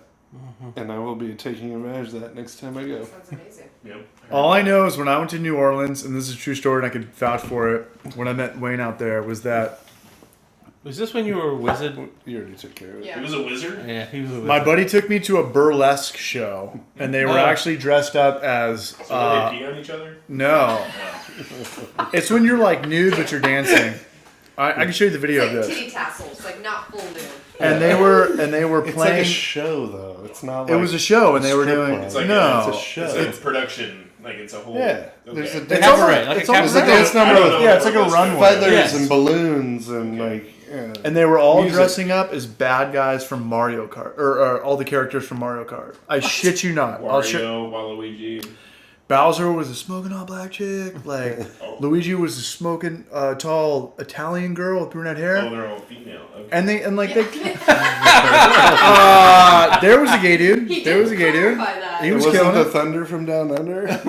Cast. It's more of a like dance show than anything. Yeah. It's not like a lap dance or anything. No, it's a show. But it was It's packed to an the actual show. brim, and I went there with Eddie and all those Oxnard guys, and we were legitimately after it. Like the reason we went there is because they did a Street Fighter 2 tournament after, and it was on a big projector, and I was beating people at Street Fighter while the crowd was going out of their fucking mind. And I'll show you videos of this. What character did you play? I'm always Blanca Always? because I know. You just sit Really? there and electrocute them? No. I'm Chung Li. Chun-Li is the best. Chun-Li is the I'm not trying to brag, but I'm going to brag right now. There's nobody on planet Earth that can beat me in Street Fighter. I beat you twice. That's bullshit. I could Ask probably John beat you Goodman. with a What's to do with the I stretch beat you arms? twice. Dolls It's the Him. only That was game one- I've that was ever him, beat you yeah. at. No, I Must beat be you like him. 10 times, and you're like, we have to play Tekken 4. I can only beat you at Tekken 4. Tekken 4. Bullshit, dude. I beat you at Street Fighter a few times, for sure.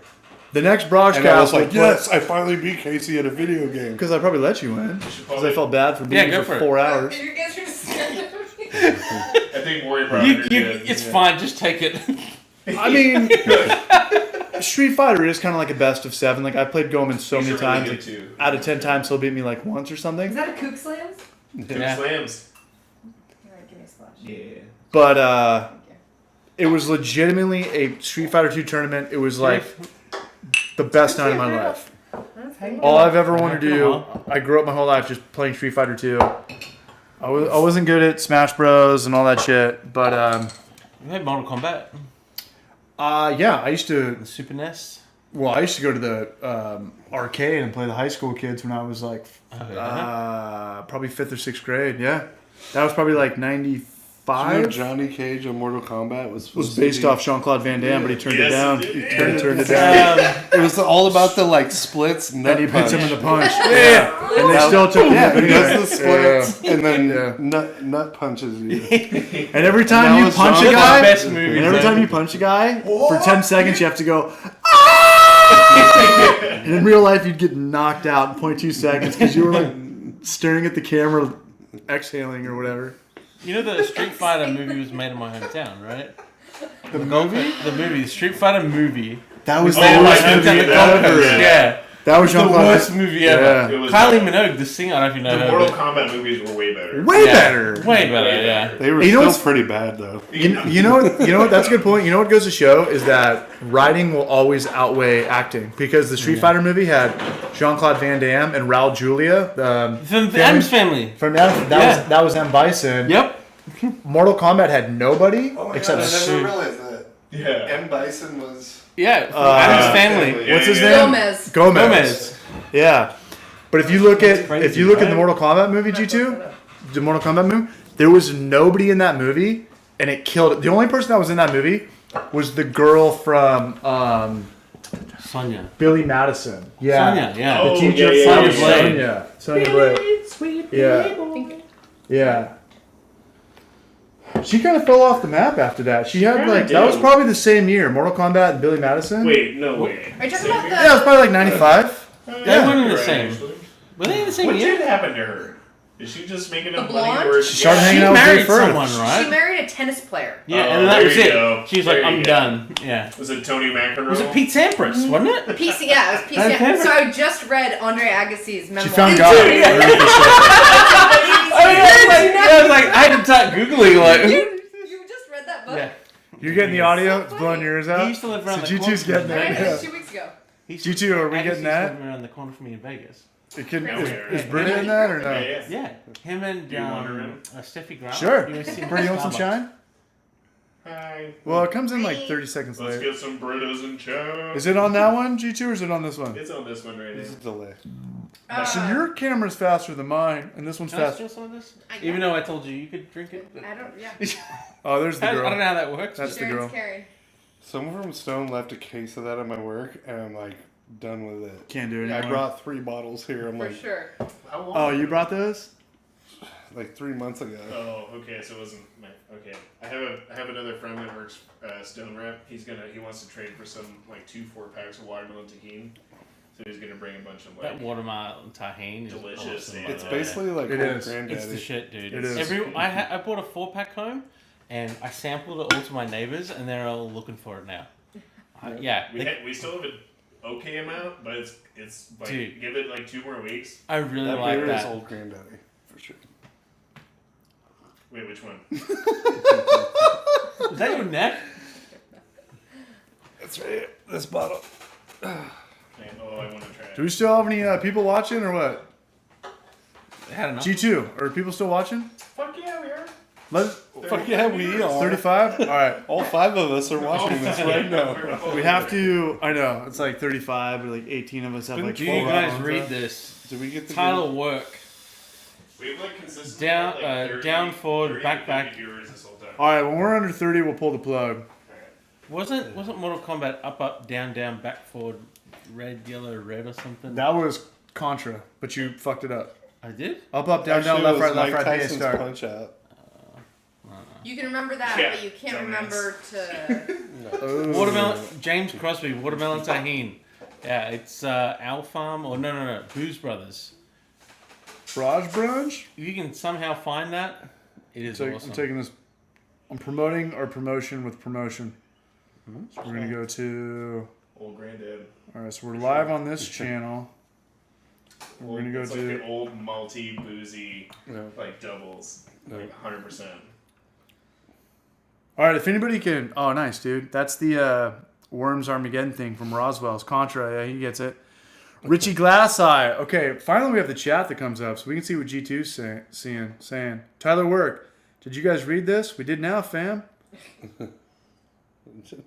Chris Vodka, Donovan Sanderson, James Crosby, What do you want to say? New Belgium Highland.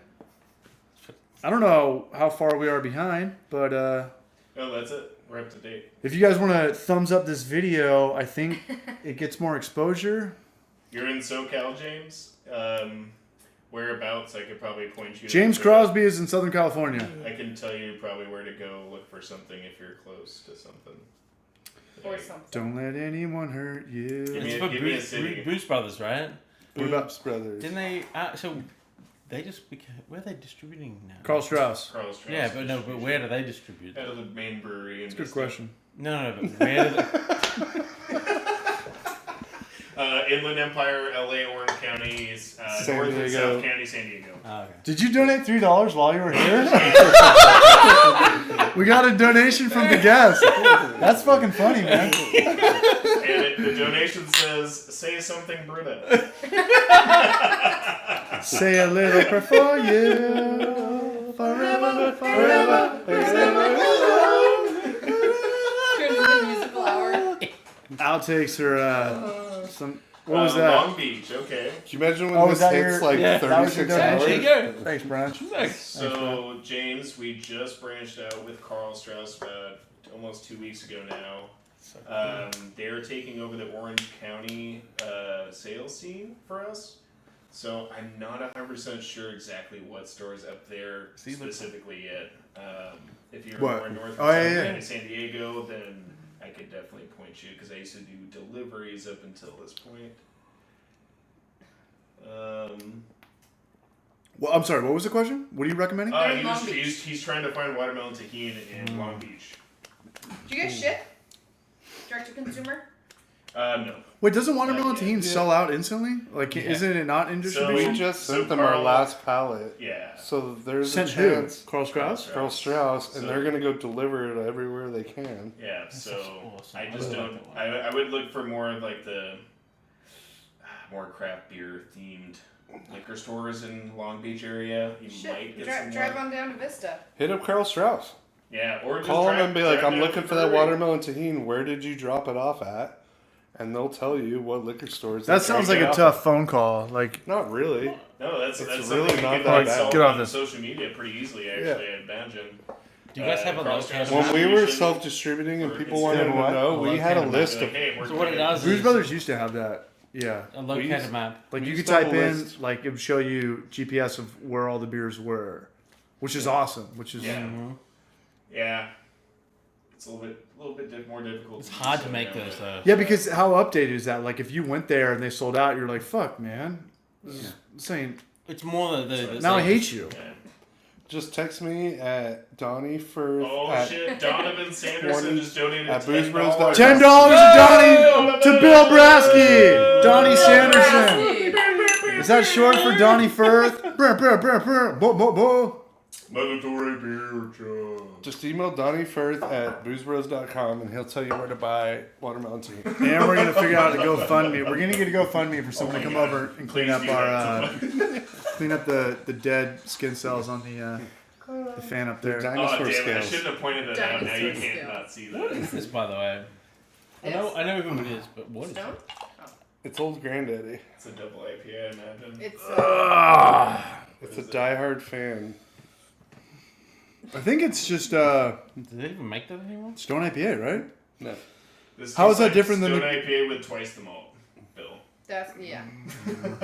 Hey, Definitely. what's the best-selling West Coast IPA in the nation? Right now? Society people. I don't think it is. Green Flash. Alpine. No. I would say it's Green Flash Stone. was, but not. What's as of Alpine? recent. Green Alpine Flash doesn't like West that, Coast right? IPA Yeah, it is. Alpine, Duet I think, or Alpine? Was. was Yeah. like top. I still think it's Alpine, I Stone. think, is number One of my one. I think it's either. I still think it's Stone or Sculpin.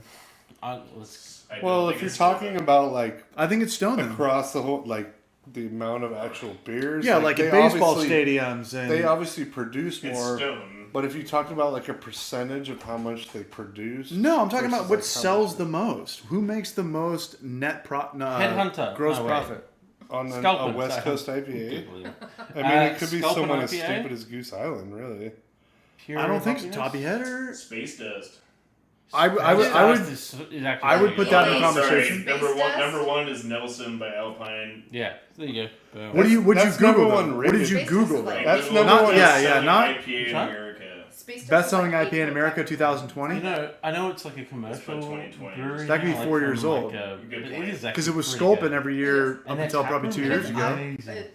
So Moderately in Google priced. search, Yeah. the first Like thing going that to pops private up is beers an and ad it's for the same as a Elysian 60% Space beer. Test. So If that's you just go if they're to- paying Google. Where's- for where are they Elysian from? Beers, I think it's called. Elysian? Yeah. Elysian's California They've got brewery them that's for like bought out $4 or by AB $5. InBev. Really?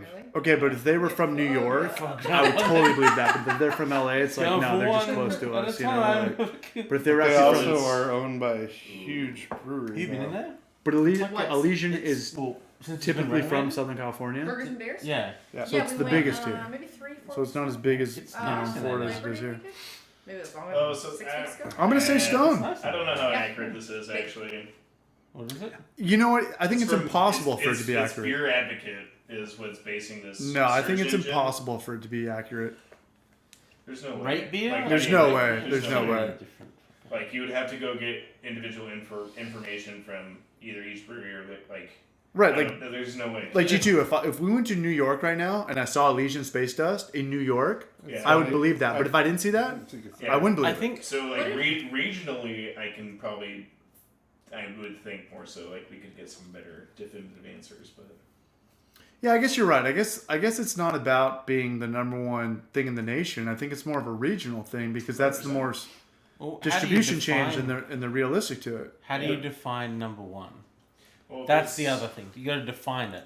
I mean, what's the number one beer in America? here's a Budweiser. list. What's the number one craft beer in America? Here's It's a impossible. really- How do you rate that? Is it Here's a sales? really good list, and I Yeah, think that's all I'm asking. I don't care. I think this is I don't care like if you think it's good or to not. what's going on in the world as far as like every dive bar, every liquor store bottle, like so they have Sierra Nevada, Hazy Little Thing, Bell's Two Hearted Ale, Sierra Nevada's probably New in Belgium's every Voodoo Ranger, Dogfish Head 60-minute IPA, Founders, Stone IPA, Lagunitas IPA, Lagunitas. Firestone Walker's Mind Haze.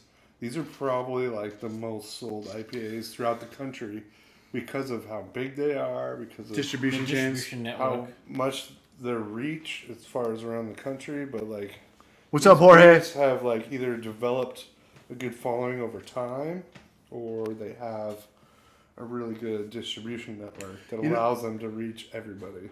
I have a childhood Donovan. friend that just moved to Alaska. I should hit up Stoffel and see like what are your beers up there? Alaskan Amber. Because that's a really weird place to get beer That's a too. tough I spot. just- Alaska and Hawaii? What? Racer Alaska 5. has amazing breweries. Racer 5, yeah. Racer 5 is on tap at every casino you've ever been to. Yep. Really? Paul, Yeah. is That's it But so you're talking different? California. That's not true anymore. That was Dude, true I like saw that 10 years ago. everywhere. That's not true because casinos aren't open anymore. No, they Yeah, they are. Yeah, Yeah, they are. I Yeah, was they are. just at Morongo. Get some they've beers been going. Oh, fully shit. Open, yeah. You guys going to the toilet together? Toilet together. This guy. I haven't seen Racer 5 on tap in a long time. I saw it up in Dude, Oregon. not I saw it in a locally. whole bunch of places there. It's Racer so 5. many places still. Did you go for work? And this Bear Republic's like Vacation. one off. So, Like I don't that's. know. Yeah. That was one of my most favorite beers like Well, 10 years it ago. was But kind now of it sits I and flew gets up on Friday afternoon to Portland. Sorry, I'm just. tastes like this. I'll forget him on this. He was like also the one brewer who was I'll like, say that. I don't know why all you brewers are sharing information with each other. What? He's all, fuck that. This is my personal information. I don't know why you're telling everyone what you guys are doing.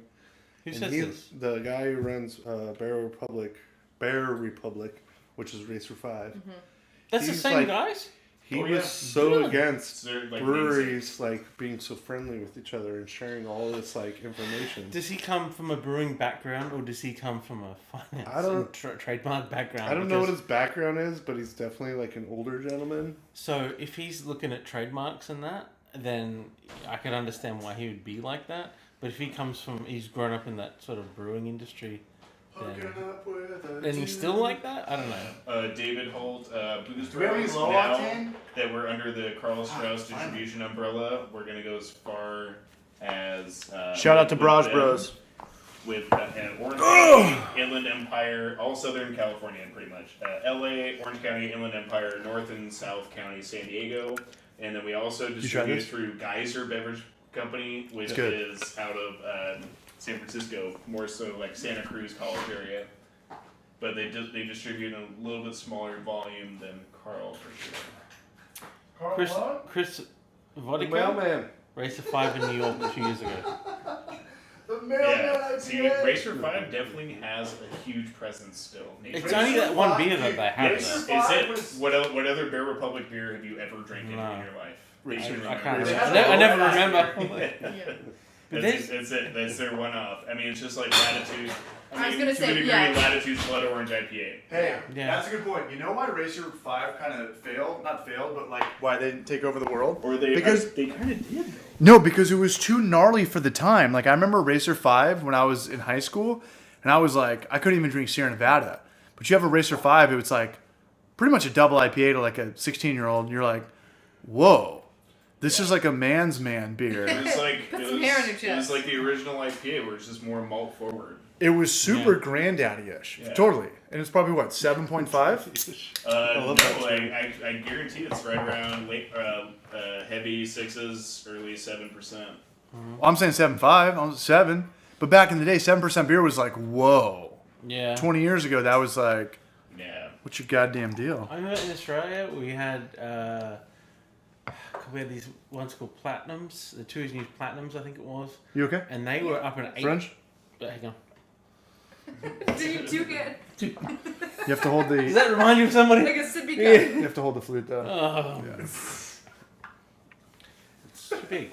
What do you got? Dicks in your ears? You can only Don't call me talk no when dick you ears. can only talk when you're holding the dick. Right. No, Not they your had turn. they had a 8% beer. No one had 8% beer in Australia. It was like There's no 3, way. 4, 5%, 6%. It's like what? That was very rare. Yeah. And they brought these platinums out. They called them platinums, and they charged obviously a premium for them. Everyone was getting wrecked on them. Oh, like, 100%. You know, like now it's a normal thing. And I remember when I first came to the States. A normal thing to get wrecked, or a normal thing to. Oh, everyone would be getting wrecked all the time. That was not a normal thing. But those high alcohol content beers just were, you never saw them. And that was before the craft boom in Australia too. Right. Mr. the Squid in chat, you're absolutely right about the torpedo. As much as he says, as much as I love Sierra Nevada, I can't say the torpedo is his top seller. Pale Ale is a different story. Also, Hazy Little Thing is a different thing that's made big waves for them. Absolutely right. I bartended at a bar where a torpedo has sat for a long period of time. More. However, it gets the name recognition Dude, Gainer. moves enough to where it validates a Gainer. BRAJCAST Yeah. has gone on way Same too with the long. Pale Ale. So you're not a Pale Ale, you're gonna move that. I think you're looking at it just the wrong name. way. I don't think it's gone on long enough. And then But Hazy do you Little think- Thing is up there as well, but there's so many It's hazies, gonna turn especially into down here in EdTV. Southern California, that I EdTV. don't think Hazy Little EdTV. Thing has as much of a presence these days. I'm gonna have to look that. I feel like because it's on the there's tip of my so tongue many what that is. hazies out there these days. EdTV, That- Matthew especially the McConaughey? ones made by at least craft Woody breweries down Harrelson? here. Yeah. They're so good. Where he has a Hazies camera are in great, every though. room of That's his the house. thing. Yeah, it's like the original. I make a hazy at my reality bar, Nice. and I'm gonna I have to brew check up that out. Before a hazy reality like TV 5-10 gallon existed. batch, and I have friends come over and we get wrecked. But you can drink it and not taste. It's delicious. Yeah, Orange it's juice. delicious. Yeah, it's orange juice. Yeah. That's what it is. So it's part of the whole haze craze going on. Haze craze. And Haze yeah. craze. And Sweater weather. That's why. Sweater weather. Sweater weather. That's why last Can't wait year, for sweater It weather. dropped 1 degree. Sweater weather. That's why last year and the year before it was the #1 category in the Great American Beer Festival. All right. Hazies, yeah, Hazies. I believe it. That was last year? Last year and the year before. What's this year? When The they first debuted it. year This the year, I hazy category came out, don't it think was they like have them. 750 entries. yeah, And like absurd. West Coast IPA was always the most entered, which was usually around 300 or 400 Yep. entries.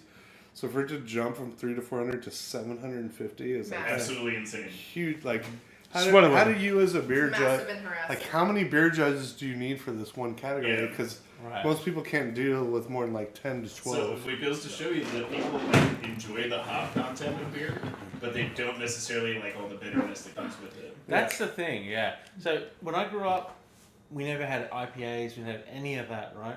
When my old man came over to the US, I used to introduce him to IPAs. He's like, I can't drink it. And the same with This myself. makes it better. I cannot He's drink not it even on that because it camera. tastes like I'm getting rocks and putting it in my mouth. Right? Yeah, that's what I used to say. I can't drink this crap, you know. After a while, it used to be sort of, you know, develop a palate for it. But now with hazy IPAs, it's a completely different ballgame, you know. Mm-hmm. West Coast used to be too hard on the palate if you'd never drunk them before. Absolutely. My dad can't. No. I mean, I can attest to that. When I first started drinking IPAs, they tasted more so like a bouquet of flowers. I think it's cool how we did a this. lot of like bitterness to it. However, like Cloverfield. it just goes to show you that people Pretty cool, huh? like to drink beers that don't bite back Yes. as much. That's As yeah. the general consensus. Yeah. Yeah. We're 'Cause drinking people are Sculpin. pussies. Easy drinking. Exactly. That's why people I- make stuff with their. I used to Hard think alcohol. Sculpin and that IPA and stuff. I couldn't drink Stone, but drinking Sculpin was too much. And then having grapefruit.